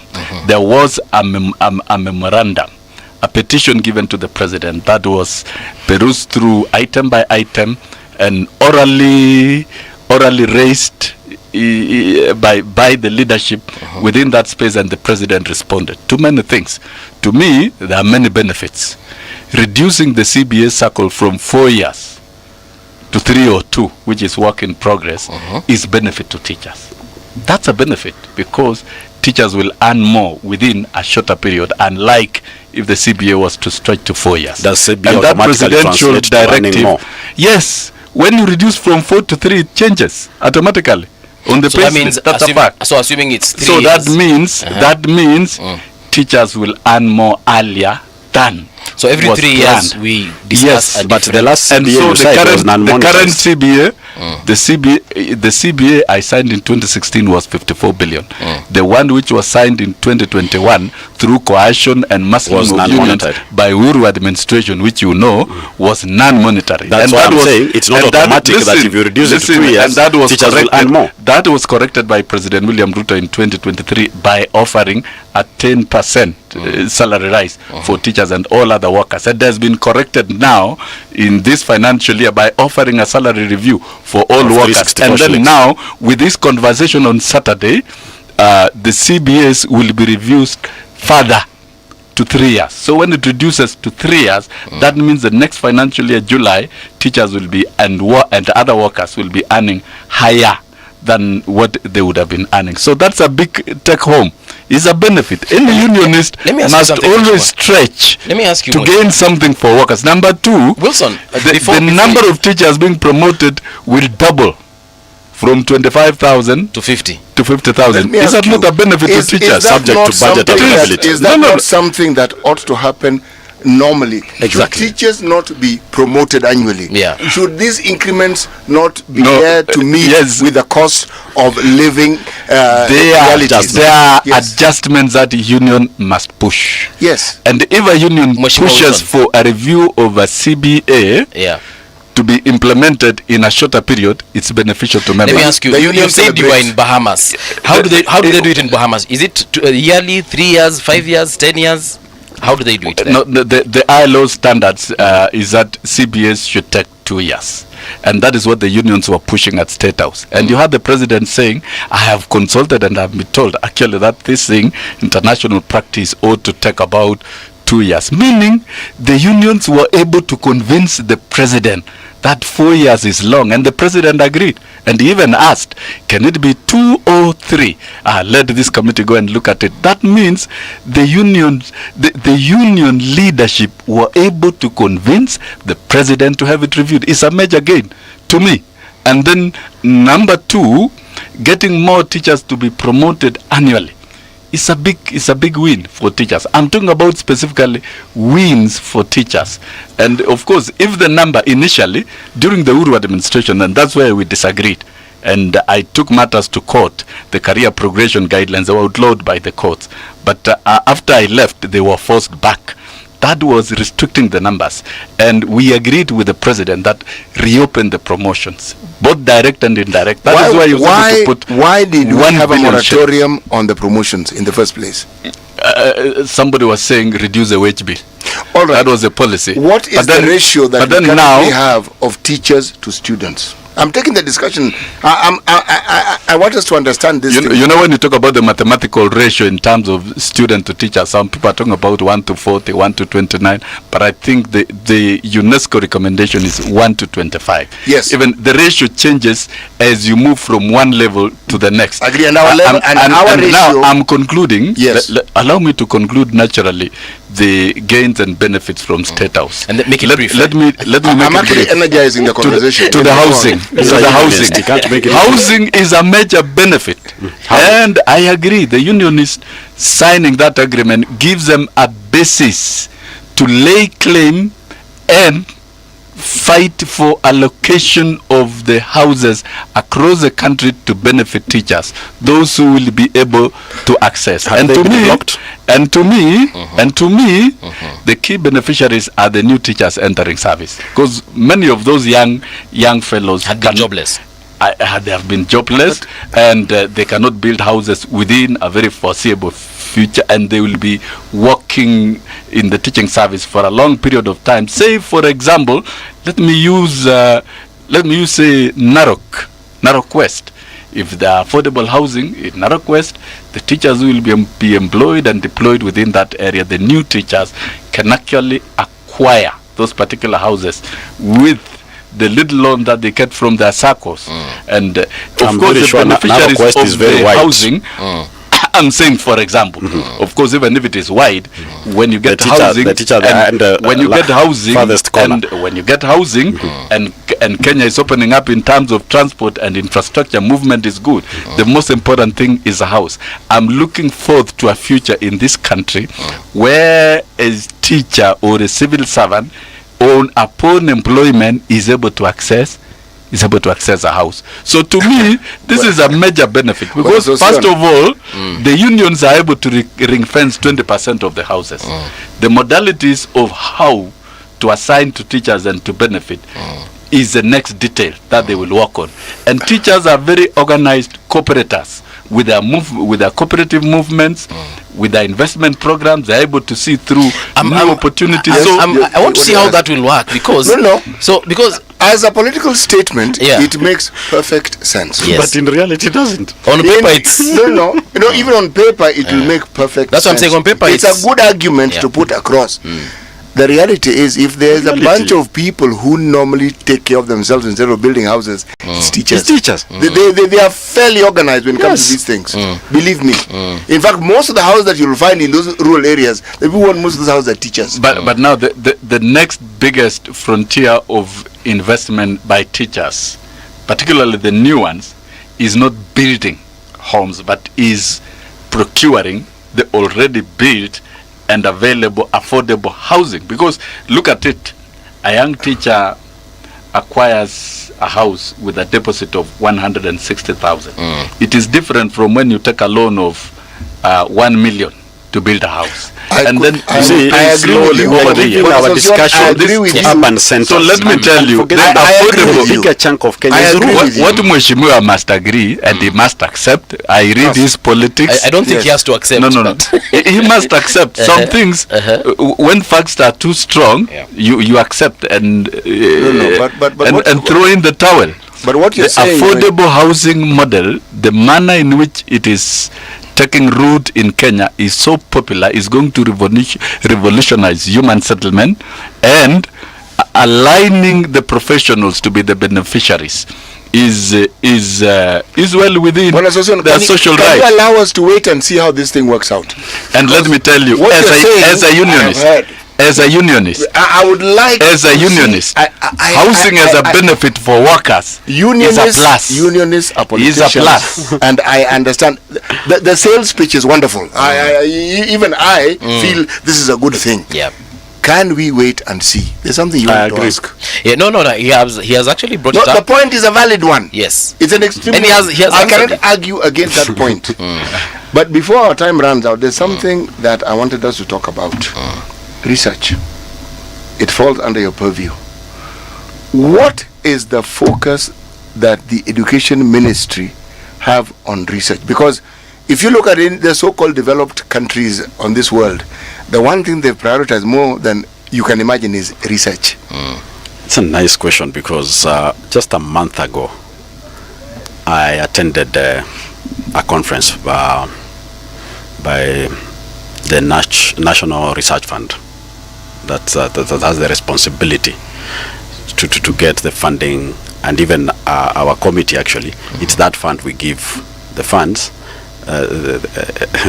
to ensure that research. You're the ones who allocate the funds. I am very happy to meet you on matters.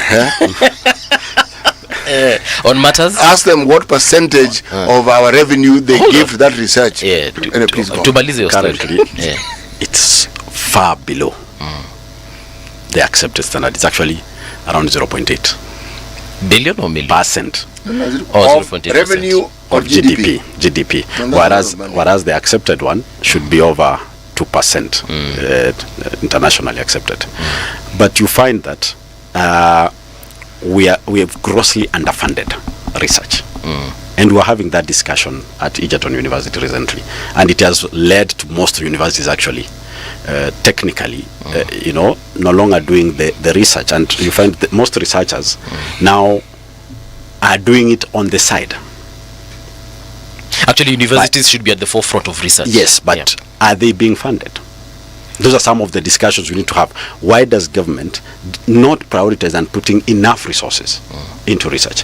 You know, Treasury will send their estimates in each whatever and tell you, Ministry of Education, this is what you have. So what the Committee of Parliament does is try to share that, right, to all the needs. But again, a new confusion has come. A state department, we used to have 3 state departments: basic education, TVET, and higher education, right? Now a new one, State Department for Research, was created. So now we have 4? Is that what we you're now saying? have 4. Okay. But now it is not directly under the Committee of Education. It is actually under the office of Prime Cabinet Secretary. Okay. Why? Because they said research does not just, end up within the education. That there are other carry, other entities that are not directly under the Ministry of Education that also do research. So while you say that I may be the right person, as we speak today, we don't know now exactly whether this state department is answerable to, like as we went to Egerton, because at that point they were in an institution of learning. So we went from that angle. But you find that now it has been widened. But I agree that funding in research, yet we know R&D, even in any corporate, R&D should be the most funded because that's the engine. We are not funding research, and without research you cannot innovate, you cannot produce. Right.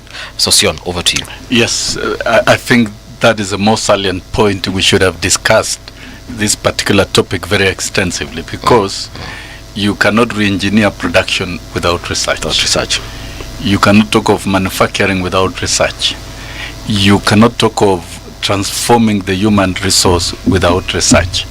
And even you cannot talk about changing curriculum without research. Research must inform you.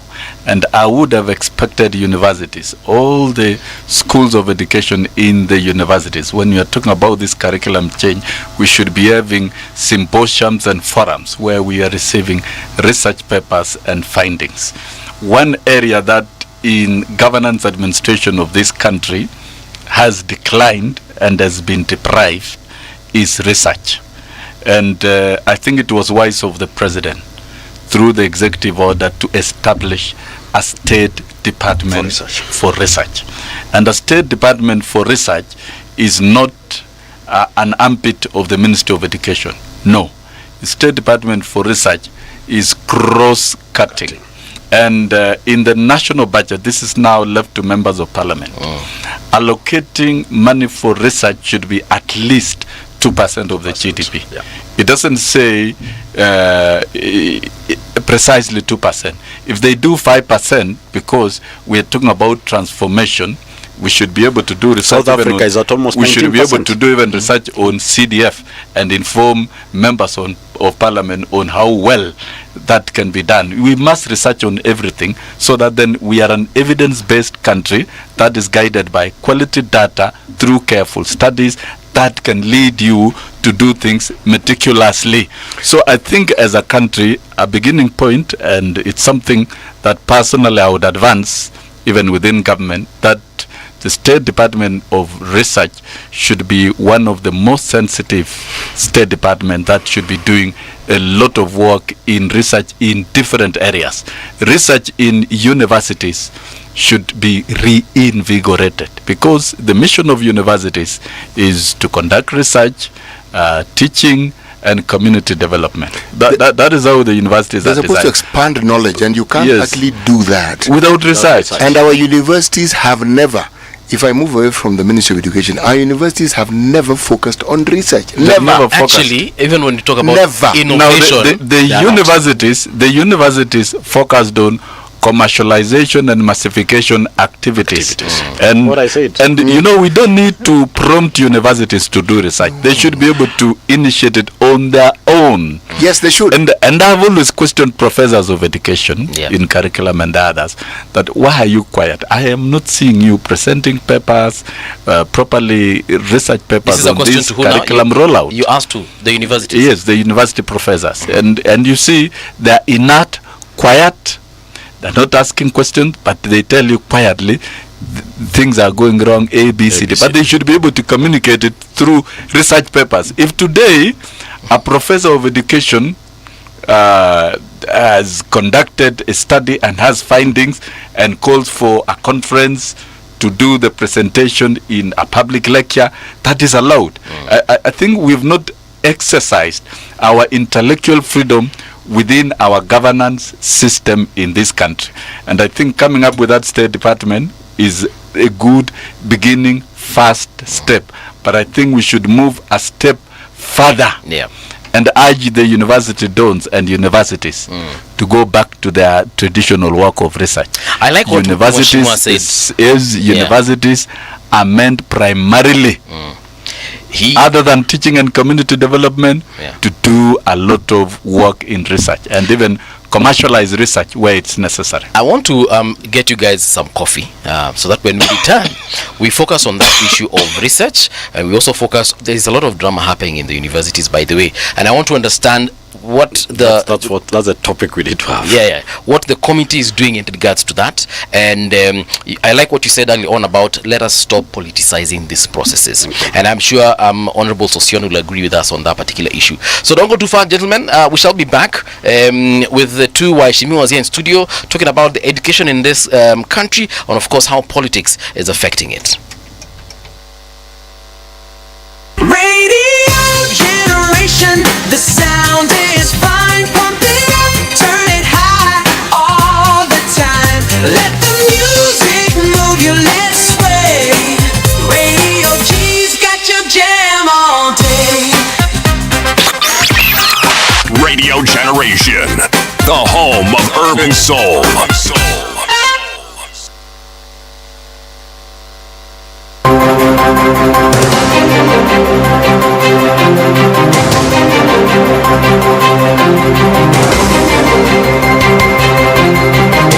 This is the Radio Generation News. Good morning, I'm Winnie Maganga. Kenya's education sector has been cited as facing serious challenges, including inadequate school capitation and the rising number of graduates who remain jobless. Speaking on Radio Generation on Monday, Kitutu Masaba MP Clive Ombane, who sits in the National Assembly's Education and Research and NGCDF committees, criticized the government's handling of school capitation, noting that the funds disbursed fall short of what is publicly stated. When it comes to capitation, we've not done well. We've not done well at all. And I sit in that committee, and I can say it. We've always portrayed the picture of capitation in secondary being 22,000. But that has been the wrong picture for the last 5 years. The correct picture is that they've never been able to send over 16,000. So, and when we ask them... Over the last how many years? 5 years. 5 years? Yes. Okay. So when you ask them, what exactly do you expect the head of institution to do with the gap? Because you've told them for a child the budget should be 22,000, but the principal is receiving 16,000. What happens with the difference? Is that a pending bill? I remember one day in the committee when I raised that question, we were told it's not a pending bill. The CS for Treasury said, and I think you heard him say it, that actually the principal is supposed to budget with what they receive, not what we tell them they will receive. Those are two different things. Seasoned educator Wilson Sosion, who also weighed in during the interview while admitting the problem, said the capitation question has been clouded by misinformation. When we come to capitation, it has never gone beyond 17,000 since 2017. That is a fact for sure. So there has been inaccurate data getting out to the public, and the other terrible thing that happened is breakdown in accounting systems, because the capitation that is sent to school must be able to do specific things within the specific votates, and so the deliberate intention to dismantle school auditing and school accounting is what has invited the entire mess that we now see within the education sector. KANU Secretary General George Wainaina has spoken publicly for the first time following his arrest in connection with the murder of city lawyer Chalombobo, family denying any involvement in the killing. Wainaina, who was taken into custody last week alongside 2 others, was released on Saturday night after police confirmed they had not found evidence linking them to the crime. The 3 had been questioned extensively before being freed. In a statement on Sunday, Wainaina said he was detained after investigators reviewed CCTV footage that captured him greeting the late Mbobo at the parking lot at Sarget Hotel shortly before the lawyer was killed. 3 people died and 3 others were seriously injured on Sunday after miraa-laden car collided with a boda at Makutano in Mwea, Kirinyaga County. The mid-morning accident took place along the Mwea-Embu Highway. According to witnesses, 2 cars, both ferrying miraa, were speeding alongside each other heading towards Makutano from Ngurumbani. One collided head-on with an oncoming motorbike whose rider was overtaking a tuk-tuk. Ya leo hapa Makutano kuna gari za miraa zilikuwa zimeenda kupeleka miraa ya Nairobi. Sasa walikuwa wameteremka, hao watu walikuwa mbio kali sana, walikuwa wameshindana. So wote walikuwa wamebeba barabara yote ndio walikuwa wameshindana, wamepelekana. Kuna mtu wa pikipiki na mtu wa tuktuk walikuwa wamepanda. Mtu wa pikipiki akaovertake tuktuk akapatana na hizi gari zilikuwa zimeteremka. Kagongo head collision, mtu wa pikipiki akakufa hapo, mtu wa gari akakufa hapo. Libya's High Council of State has welcomed a new truce in Tripoli, describing it as a step forward, strengthening state authority and restoring stability in the country. The truce reached on Saturday was signed between the UN-recognized Government of National Unity and the rival Special Deterrence Force, also known as RADA. It ends a prolonged power struggle over control of Mitiga Airport, Tripoli's only functioning airport, as well as a nearby prison. And that's the truth on Radio Generation. Good morning, I'm Winnie Maganga.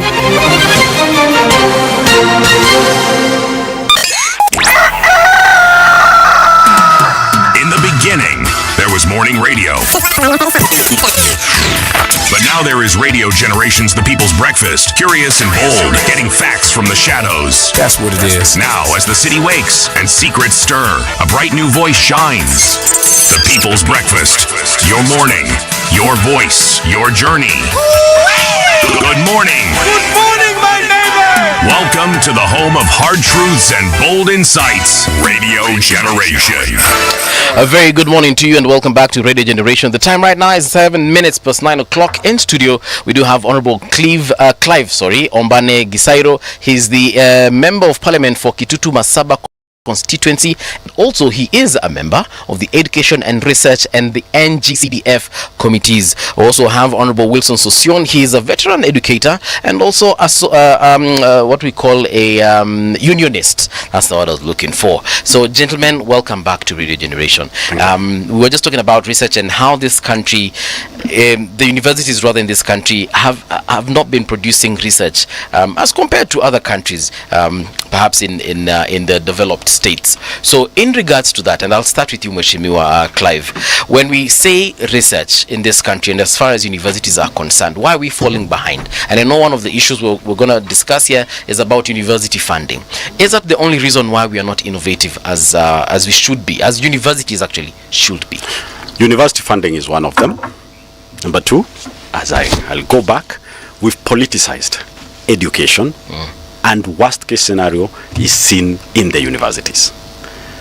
Thirdly, we've tribalized university.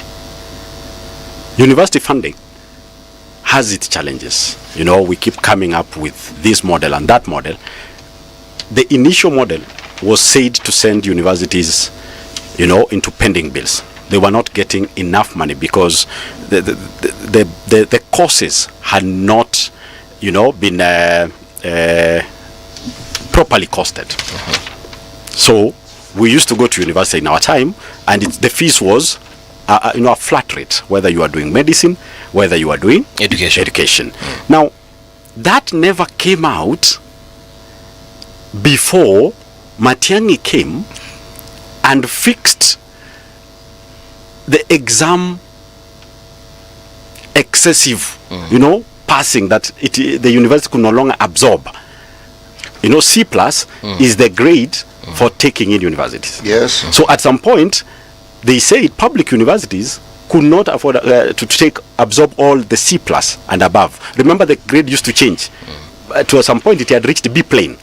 If you don't have B plane, you could not be taken by Joint Admission Board at that time, right? Anybody else now was admitted, because you qualify for university, into the parallel degree. That became an avenue for making some alternative revenue for universities. Okay. And at some point, before the Matiang'i, exam issues came in and really cut the A's from, thousands to a few hundreds. And at that point now, the numbers, the public university could take everyone under the Joint Admission Board. What did that do? It killed an alternative revenue. And killed research. And at that point, research didn't exist. No, research didn't exist. Universities had become a business. It became an entity. It was about how much money you are making, how many campuses you can open. There were campuses in every street. In my small town in Karoka, I had a university campus on top of a supermarket. Was that not a good thing? It only meant accessibility. It's about the quality. My worry will be the quality. It will be the quality. Then secondly, so when that ended, the cash flow was cut. The university were not prepared for it. First of all, you've recruited in these satellite campuses, then out of nowhere, you have to downsize. You have to adopt from your lavish lifestyle to a very frugal one. Now, research was not there, while even you had the money. No. Now, imagine now without now the money. Forget research. We are now actually on survival mode. Number two, I said politicizing. As we speak today, do we need... Yes, the Constitution says each county should have a university. That's agreed, right? That's agreed. But what type of a university? What goes into setting up a university? Is it? I've visited as a committee member. We've gone to some universities that are being started. A local secondary school in my constituency has even better infrastructure, but we are told this is a university, right? Thirdly, I say tribalizing. Making it tribal. There's a point it reached that each university that started in our county, the vice chancellor must be mtu wetu. Must be a local. Must be a local. To some point, when people apply, the best in that shortlist, in the interview, may be from elsewhere. But we look for a way, hook or crook, to make sure candidate number 5 takes over because ni mtu wetu. Okay. That has a problem. Because anytime someone comes and a committee maybe says the university is being run down, we are not doing the right thing, there is no research, the vice chancellor is not doing his job, the local politicians will come to his defense. And this may look like it is not an issue, but actually it is affecting the quality of education in universities. It is affecting the performance of university, which generally means there is no point people will sit down and discuss how do we get research. We can actually choose Moi University as a very good example. Moi University is a very good example, and a few others. Mary University. No, I think it is not right for us to mix the topic of research, expansion, innovation and investment with other progressive programs, such as admission and parallel program. That was a noble noble initiative. I believe in 100% transition to secondary. Which I agree and I with. also believe in 100% transition to university, to tertiary institutions, not universities. Tertiary. Tertiaries. Okay. And that means we should allow significant number of students to take graduate courses, as we allow the rest, which are also significant, to take mid-level courses, that is the TVETs and other trainings. That should be the framework and the concept. But we should not undermine and walk it backwards the way it was done. It was right to clamp on examination cheating, but examinations are there to facilitate transition. They are not there to frustrate transition. That is where Matiang'i and team got it wrong, because it was possible to moderate exams and still get the significant number of students getting to universities. Module 2 programs were noble and wise. I'm sure Mwalimu here can agree with me.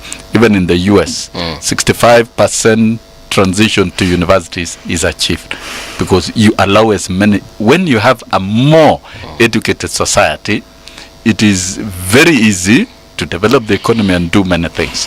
But when you frustrate people not to transit, it's not right. So teaching becomes a priority. Avail teaching, because in any case, those who will not be able to progress with the course will be discontinued or repeated.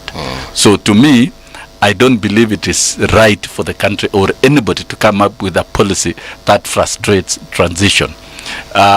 Those exams were not moderated, and I think over time I made a very strong, passionate advocacy on non-moderation of exams, because all exams must be moderated to create normalcy and transit the requisite numbers. I'd like to just explain moderation, because some of our listeners may not understand what moderation means. Yeah, because raw marks, what the policymakers did at that time was to use a uniform grading system for all subjects, which is subjects cannot take the same this uniform grading system, because they are performed differently by students, and therefore the raw marks that students acquire mean nothing until they are compared with others, and that is what we call moderation. So that then, even physics, the top student scores 70% out of 100. That 70 becomes an A, and you'll have a different structure of grading. Then you'll have overall, once it is graded, overall you will have a normal grading system that will give you and all exams are moderated internationally through measurement and evaluation instrument and tools. That one, Kenya dropped it with KCSE in 2016, and it had to be brought back by Amina in when she came back, but it was still limited. Machogu tried to bring it in a very extensive way, but still there were complaints about it, and I've seen Ogamba has brought it up fairly well, and because now transition to university is almost at 19%. Kibaki, after free education, foresaw a possibility of transiting many students to universities. That is why in legislation he recommended establishment of universities at the counties, proper universities, correct, not back streets in the markets and the rest. And that policy should have been guided, because economic activities of the people of Kisii can have a university with courses that relate to those economic activities, so that you link the community activities with the courses that are offered. Is that the case in the university? That is what should have been done, and I think it can still be corrected. It is not lost. And what Kenya Kwanza administration is trying to do is to breathe life back to the universities. If you look at the funding to universities, because funding is everything, to do things is about funding. Universities are receiving funding up from 44 billion in 2022, now 84 billion. You can see they're breathing back to life. And even if alternative admission of students can still be conducted, Module 2 is okay. Where we got lost is that we allowed universities to engage in massification and commercialize without guiding them to ensure that they performed their core mandates of research, teaching and community outreach. That one, I think the buck stops squarely at the doorsteps of Commission for University Education. The universities must be quality assured. They must be supervised. They must be guided, so that then they are not engaged in commercial enterprises at the expense of teaching, research and community development. I think, and I agree with you, this is where you bring in, I come in as a minister, I impose my own policies in the sector. It's not right. First of all, deal with the policies which are there, which works. And if you have to come in with new reforms in terms of policies, take it through proper and meticulous consultations that are guided by research, evidence-based research, and also guided by the national goals, things which are known. Don't engage in bringing changes like, of course, there are those who are proposing that, no, we want to change now the mode of training teachers in this country. Let students train in their core subjects, and then after graduating, then they can begin taking education. That's a very dangerous proposal for that matter. So I think what we have done in the sector is to bring in keep introducing bad policies politically. Let us stabilize the sector, and let us protect what works, and then let us eliminate what must be eliminated. If it's examination cheating, let's eliminate it. But elimination of examination cheating and malpractices should not affect transition. Let us have a more enhanced transition. And I believe, even as we look at the pathways and we look at the rights of students, it is a right of students to be allowed to transit as far as possible. Even those who take certificate courses, diploma courses, I think they have options also to transit upward mobility academically to levels of professoriate. I think our system already supports that. As a country, it supports that. So that if you don't make it to university, you can start from certificate and gradually. It allows. I can give you history. In 2016, in 2015 exams, students who scored C+ and above in our exams were 265,000. But when this non-moderation was introduced in 2016, C+ and above dropped to 88,000. Really? From 265,000 to 88,000. Vacancies in the universities were 130,000. And asked, what is the rationale? Yes, stamp out cheating, but do moderation.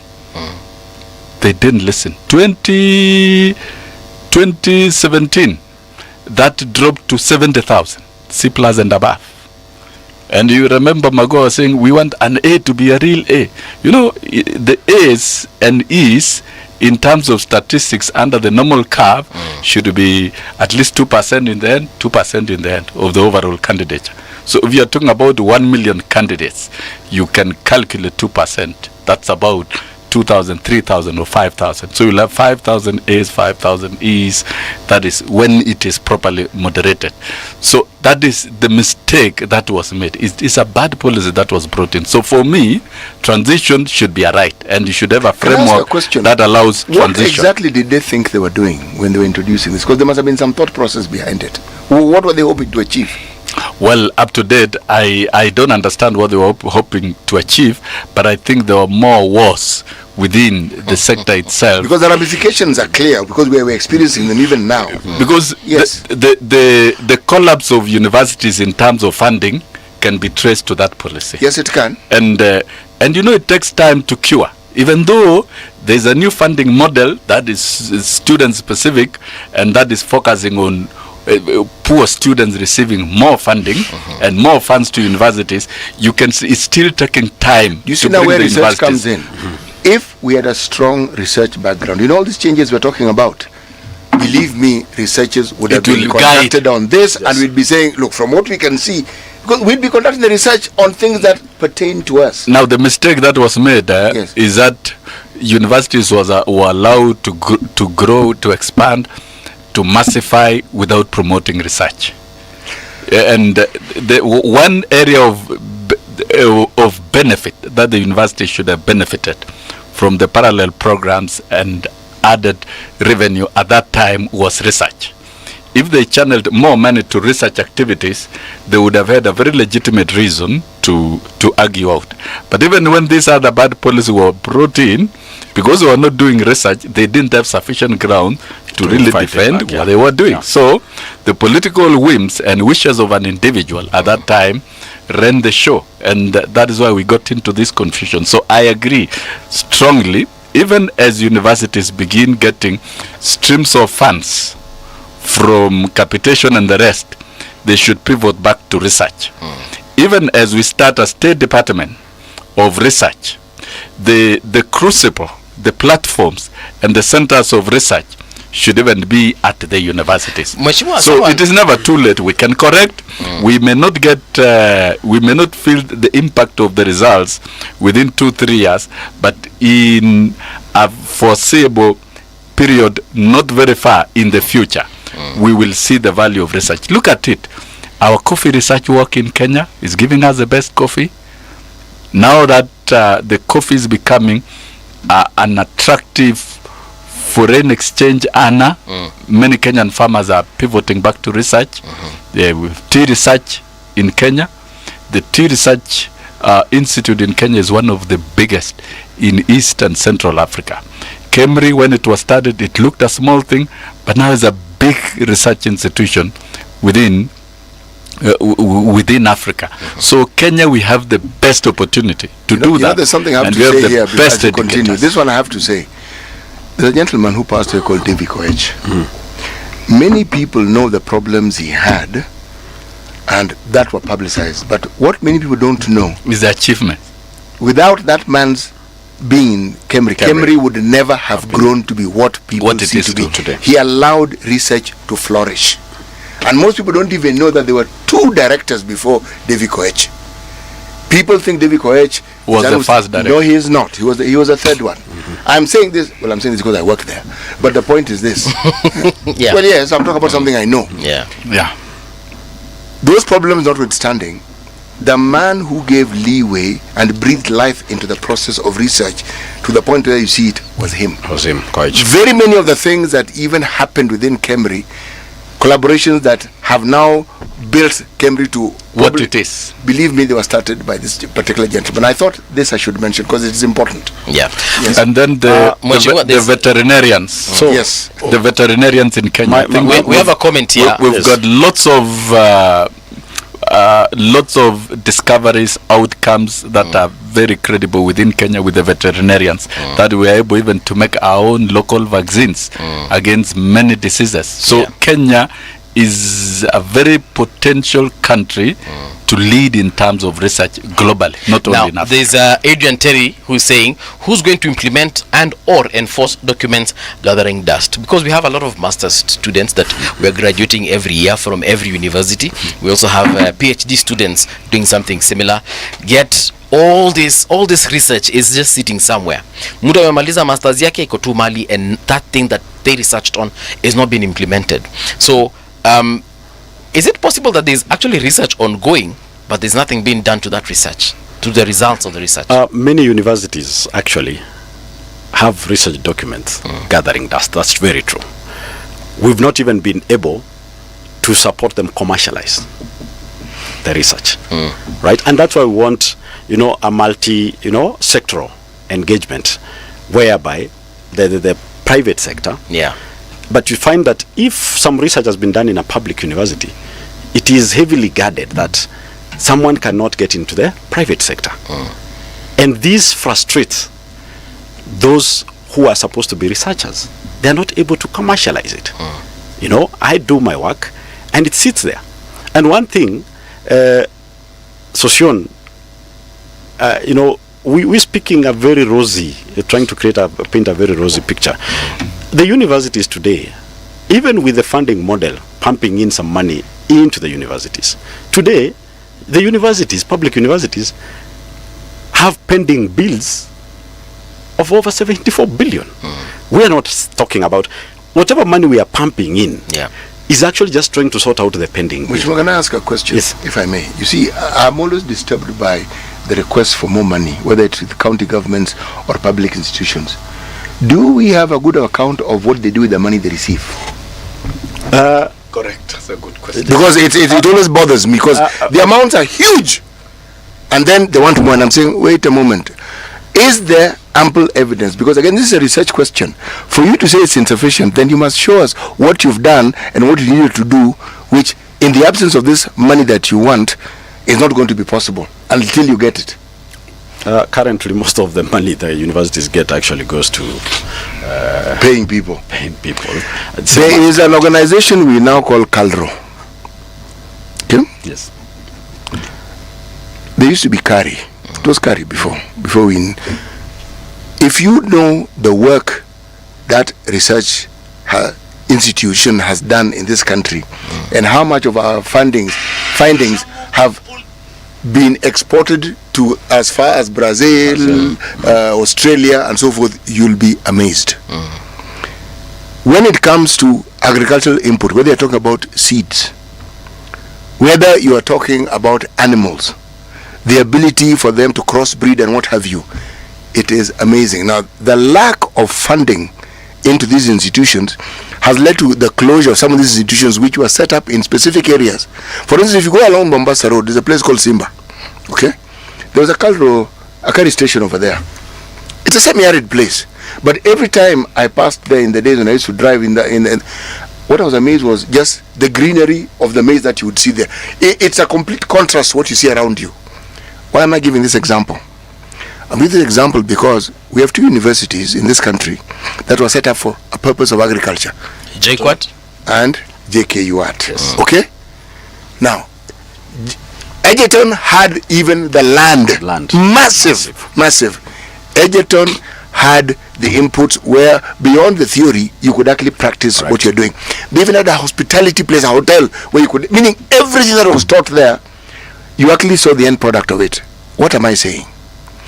Why do we find ourselves in a position where we seem to engage reverse gear?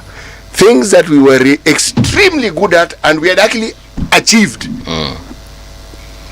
Yes, Osion. I think all these things boils down to leadership. Yep.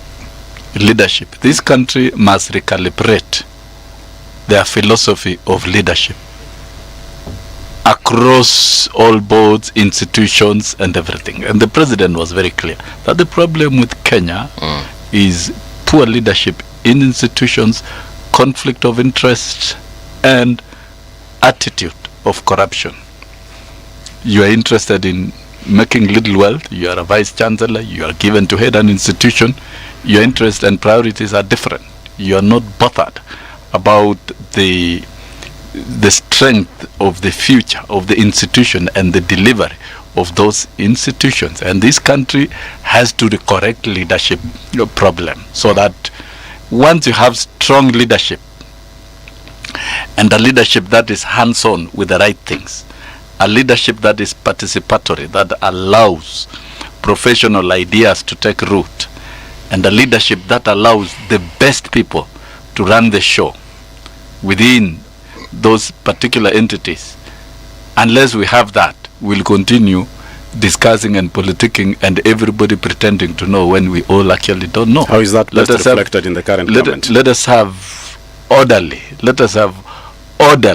leadership in place and the right things being done, and policies, good policies being implemented, and conflict of interest and personalizing institutions should be removed. And I think the constitution is very clear. Even the principle of public participation, integrity issues, if we are to audit the constitution, we've not implemented it properly. And I think the president is very key. He spoke about it very strongly when he was with the teachers, and I think the president was at his best of elements when he was outlining the overall outlook of the country, developmental outlook in terms of the economy, in terms of many things, what must be done.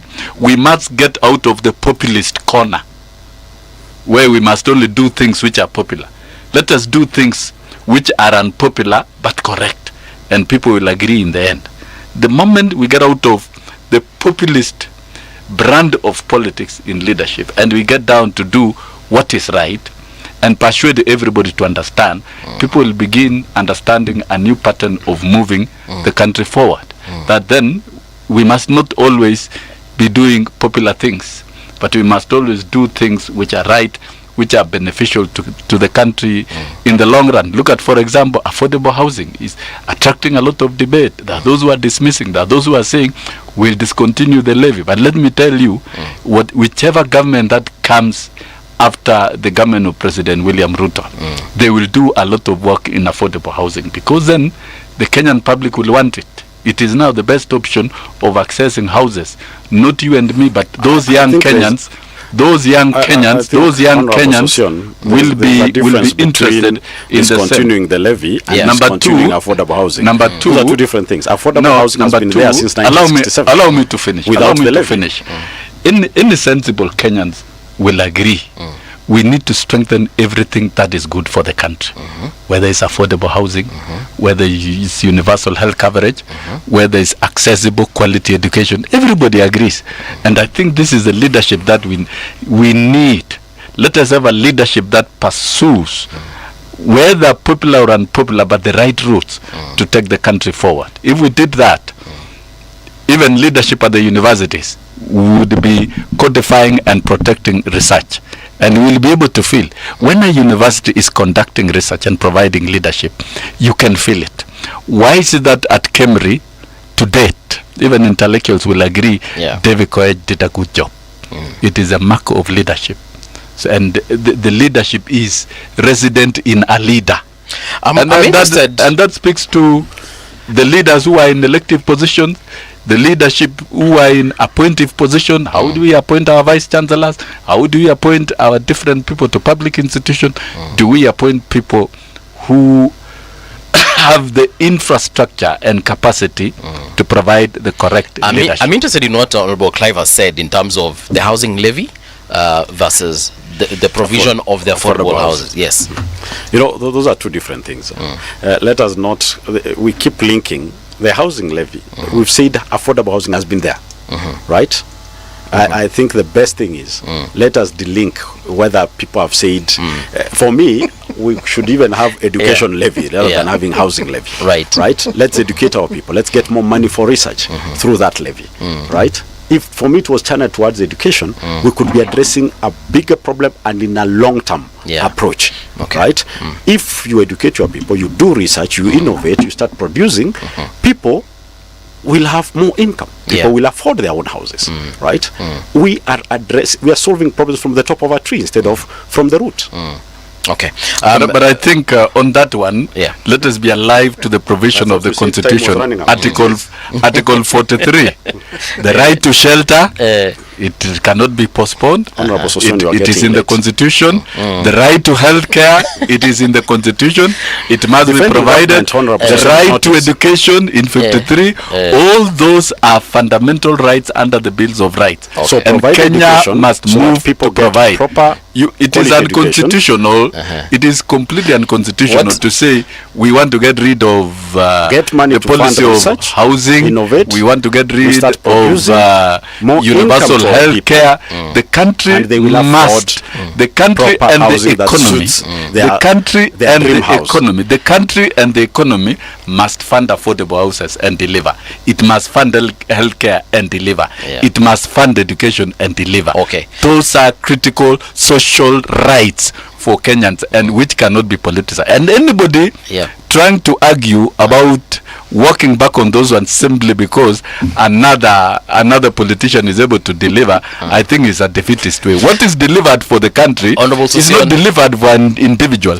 It is delivered for the people. Honorable Sosion, I see you gesturing to me about the time. Correct. Would you like to stay for up until 10 o'clock? Because I have a couple of more questions. I'll come tomorrow. I'll come tomorrow.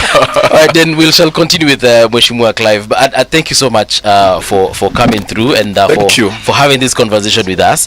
Watch that step behind you. Sitaki tuanze. I will come tomorrow. You'll come tomorrow? Karibu tena sana.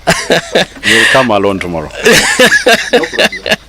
Mheshimiwa Clive, thank you for sticking with us, till the end. What I wanted to ask earlier on, and it's an interesting thing that Honorable Sosion brought up, and it's on the issue of politics. And he has mentioned that we can still do this and within the frameworks of leadership and so on and so forth. But I feel like there's either miscommunication or misunderstanding between the current leadership, how it's set up and what they're doing. He said, take unpopular, positions, and at the end of the day, people will actually appreciate it. In your own words and in your opinion, do you feel like we are on the right track as far as those particular unpopular stands that the president has been taking? And are we actually going to probably in another 5 to 10 years start appreciating what we are seeing? May I ask, these unpopular stands are which ones exactly? What Mheshimiwa Association alikuwa anasema?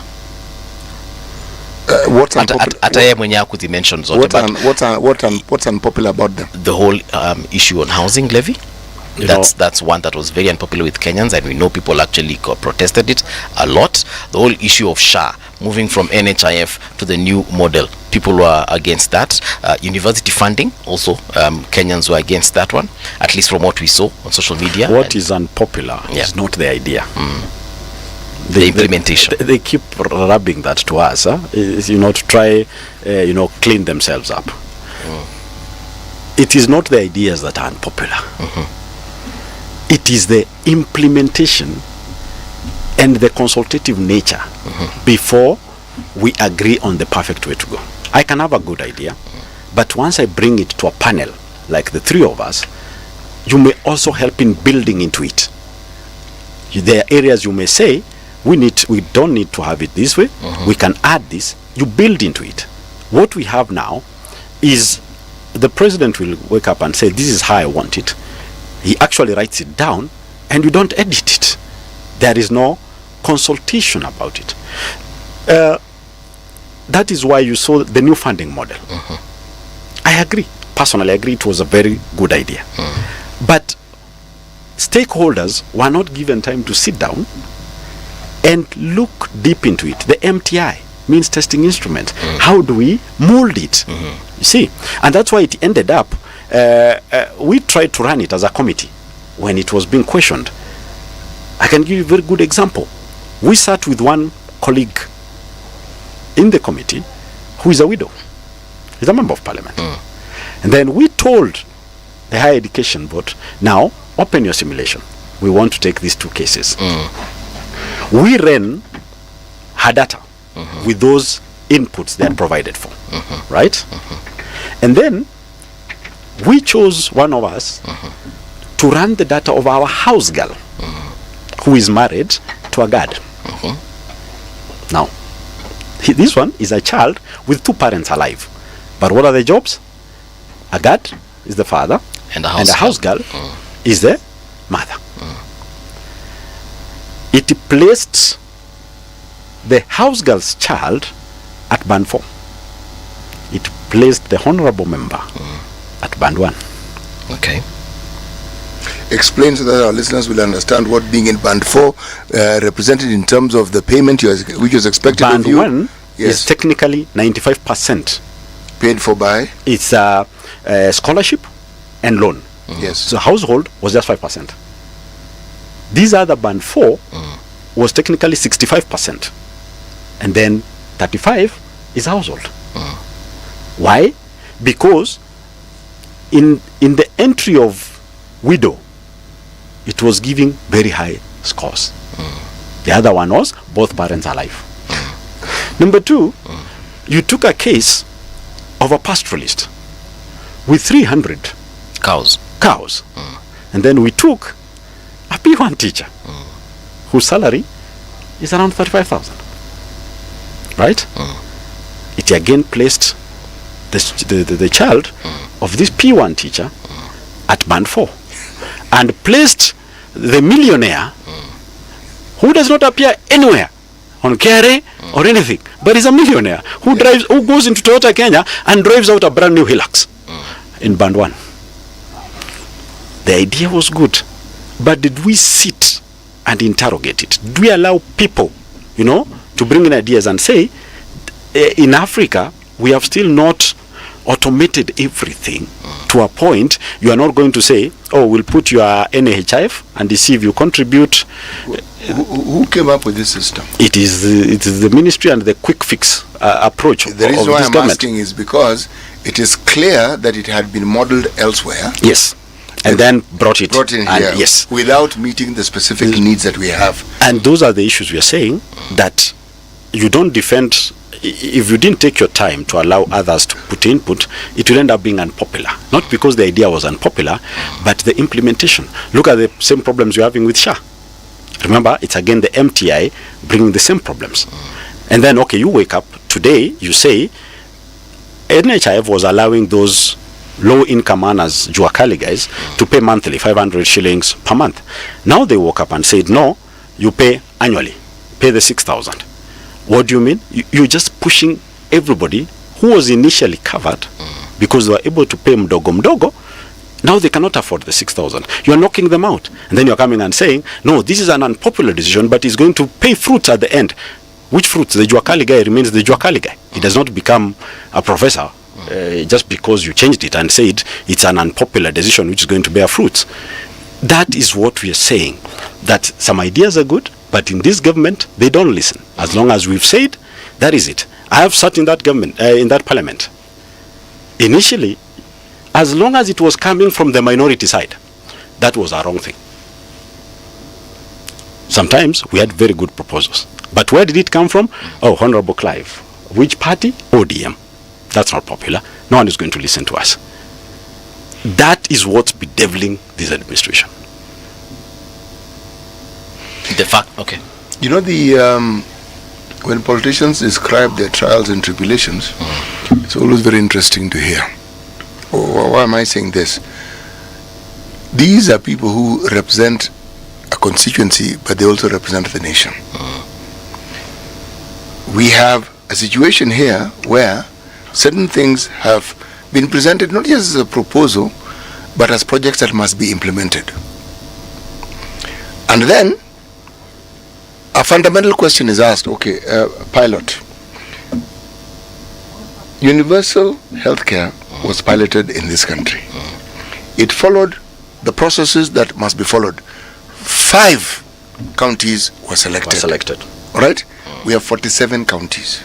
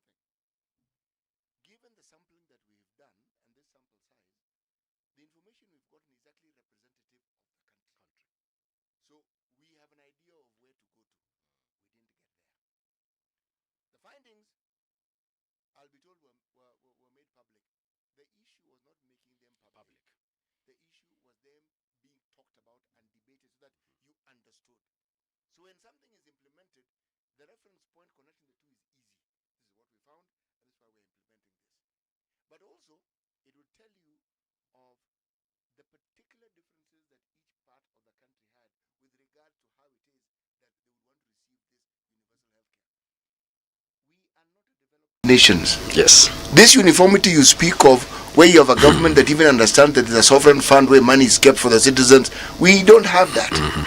So these peculiarities must definitely and definitively be determined before you implement it. That didn't happen. So when you implement it in a universal manner, it is going to have universal problems. Because SHA is not the problem, SHA is the authority. Yes. Under the authority, there are 3 different sections. Yes, that meet, are supposed to meet the needs. In on paper, wonderful. Clearly thought out and what you would need. Now, if this discussion isn't had long and hard enough for people to understand what it is, they keep saying SHA is not working. So when you ask the question, okay, which part of it is not working? Someone asks you, what do you mean it's not working? You say, yes, I've gotten that, but which part? It is the burden of explanation is with the government. The government. Ministry of Health and the SHA. It has a board, has people who run it. It's their job to make sure that this system is understood. Because on the one hand you'll hear it's not working. Someone tells you, no, but it worked for me. For me, yes. Now, then they go back to NHIF and say, you know, under NHIF, this thing is what it used to work, blah, blah, blah, blah, blah. Change is good, but you must prepare people for that change adequately. Questions will be asked, but they'll be limited because they already have information. Something as simple as a desk, which tells you information desk. So you want a service, you go there. They'll tell you, no, that service, you'll not get it here. What you do, go somewhere else and you'll get it there. And you say I agree with you because it's about this information. Like now, you had Honorable Sosion here. He has mentioned Presidential Working Party report. Who among you has ever seen it?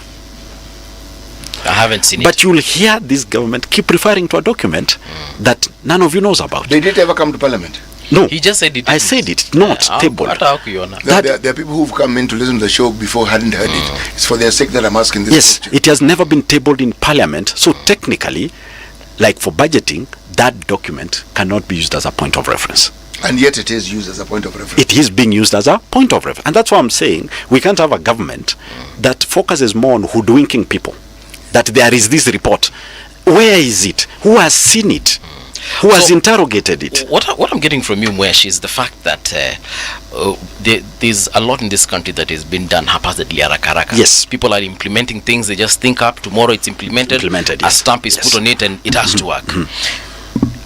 There's something we've been talking about here with the CTM. We're talking about a blueprint where we can have something that can be implemented over a period of even like 20, 30, 40 years. Something similar to what we had with Vision 2030. So that we can know that in the next 50 years, we will need roads, hospitals, we need this and this and this. So that every president we elect after that, they can actually come and just continue with the dream and the aspirations of the document about the blueprint. I mean, the blueprint document had. So that we don't have someone waking up one day and deciding we shall have SHA, yes, yet we have NHIF that is already in existence. So that even when they're implementing SHA, it is something that we said we're going to implement some 20 years ago. The new CBC model, it's been there for 9 years. Had it been in a blueprint somewhere, there would have been ways to ensure that it actually works, it is delivered, and no one would be complaining as we are right now. I think the last time we had a president who could be the one who could who had that mindset of blueprints, it was Kibaki. Right now, we have a president who wants to excite the masses. Why am I saying so? And look at even the mannerisms of President Kibaki. How many times did you see him in your local constituency? How many? Almost none. I think actually I saw him once when he came for a burial. For me, I never saw him. 10 years. He never came to Masaba. And he got the brains. No, he never came. He got the right brains and could sit them and then ask them, where do you think we need to channel this country to? So it is not about something about during my term, during the 5 years, right? I want to achieve, there are mega ideas that cannot be achieved in 5 years. True. They should be like a 20-year, 30-year plan, right? And therefore, you don't rush reports. You don't just implement a report that nobody knows about. But now, it's about you want to fix healthcare in the first 5 years, housing in the first 5 years, education in the first 5 years, infrastructure in roads in the first 5 years. Hell, that's not possible. If that was how things were to be done, then Kenyatta could have solved all the problems of this country before 1978. But because that's not how, a country is a going concern, we need to sit down and say how, and I look forward to a day we have a president who has that in mind, the leadership of where do we want this country? We cannot wake up and say, I want this country to be Singapore. From where? Singapore in 3 years. Singapore did not become Singapore in such a short span. They sat down, asked themselves, where are our problems? Which areas do we need to grow? If it's the cottage industry, where do we start? Invest in research. What is our strengths? Our economy, what is our strengths? Our country, our geography. Is it agriculture? If it's agriculture, which sectors of agriculture? And then focus on that. How do we grow that? Step by step in the first 5 years, where do we need to be? 10 years, 20 years. You come, as you said, with a blueprint. But now, it is, now those campaigning for the next time, they are saying, I'm going to cancel this, I'm going to cancel that, I'm going to cancel that, telling you, we are going again to recalibrate in 2027, again start afresh. And that becomes a cycle of 5 or 10 years, and we do not achieve what we need to achieve. You know what is interesting, Clive? Yes. you've actually got something there. You know, no one actually tells you, okay, let me backtrack. President Ruto's candidacy actually introduced something that we don't do in this country. Issues. You may not like the issues, but Hustler versus Dynasty was an issue. It was issue based. He took it further, signed charters, meaning this man has penned down social contracts. Now we've got something to judge him by. We can just tell you, Chief, you're the one who signed this. Please, it's not us guessing. In my mind, it's a step in the right direction. However, remember, I want to tie this on to the research we're talking about. All these changes that people make, if they were supported with facts, believe me, it would be so much easier to see what you need to fix and where, because research will tell you this is what doesn't work, this is what works, and this is how you started, and this is the period of time you need to implement it. People keep talking of Singapore. The details of what those leaders, it was not Lee. It was long before. Yes, and he had a group of people. You know, people keep assuming he had people he worked with and the people he could trust. Some along the line here, people he worked with who got themselves jailed because they did some crazy things. But that was to show that this system doesn't favor. You're my person, but you do something wrong, you're going to go to jail if that's what happens, if you're found guilty. But nobody talks about the countries that man and his people travel around to see. He came to this continent of ours, yes, to see what doesn't work or what works. Went to Ghana, went where he saw and he knew, hey, my friend, these people are the same stage as us. He was very clear about things which he will not do because they want to work. Okay? Every idea that you hear of coming from a new president can actually work. President Kibaki, with his idea in his first term, was an extremely unpopular president because of the position he took. Believe me, he was unpopular even in his own backyard. An unpopular president loses a referendum. You do not need to be told more. Which he did. If you're popular, you will not lose a referendum. He lost a referendum.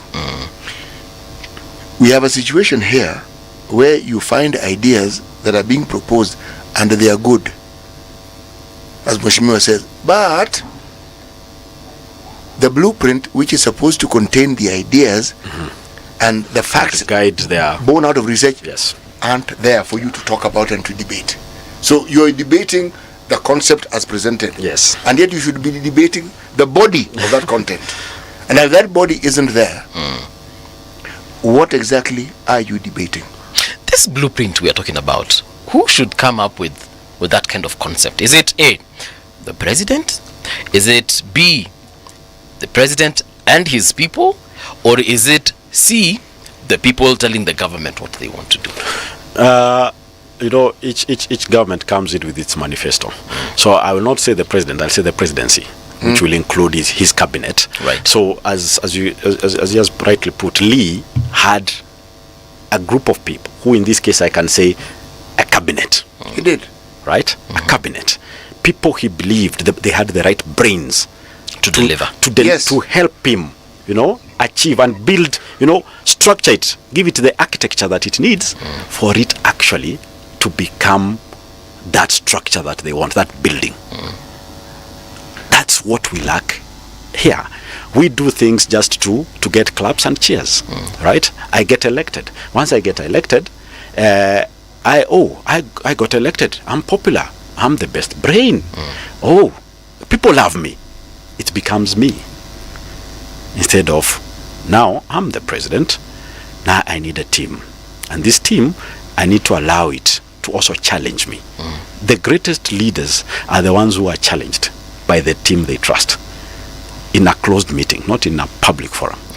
They can always tell you, Your Excellency, we don't agree on this.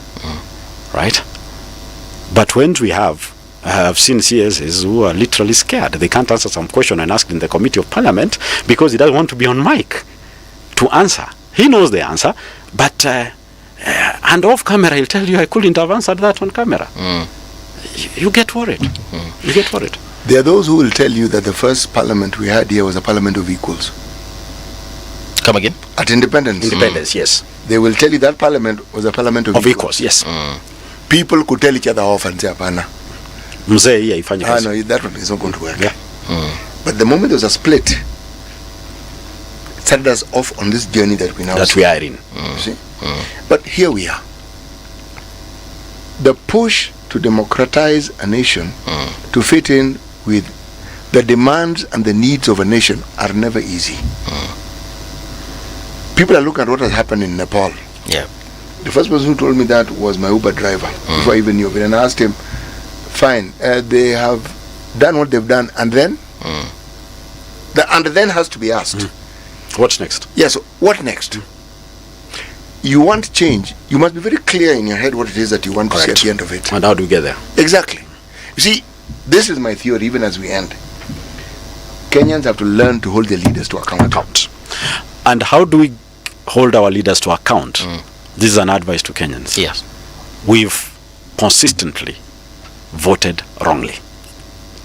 We've gone to the ballot and voted a party instead of voting the person on the ballot, the name of the person on the ballot. That is how you end up, because you've decided we are going to vote party X. You vote the president, that party, the senator, governor, and you go to some counties. There are some counties that don't have the minority side, and if it is one MCA. The rest is just one party. How do you expect to achieve anything without having a counter that's opinion? A choir. You see, we are having choirs. The day Kenyans will go to that ballot and say, I like how Clive articulates the issues and his vision. I want Clive. And a very good example, and I have to give this to my constituency.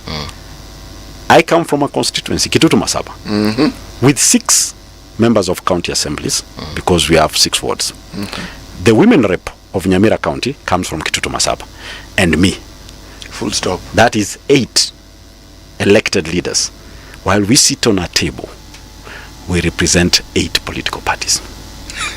None of us comes from the same. No. Meaning, when we sit on that table, we talk as equals, and we talk issues. But if we come, 6 are from one party. Yeah. There is no discussion on that. You will discuss what the party leader says. Thank you very much, Mheshimiwa Clive, for coming to studio and for having this conversation with us. We do invite you once again. Thank you. So that we can talk matters development. But this is where we come to a close. To every single one of our listeners today, thank you so much. Let's do this again tomorrow morning, bright and early at exactly 6 in the a.m.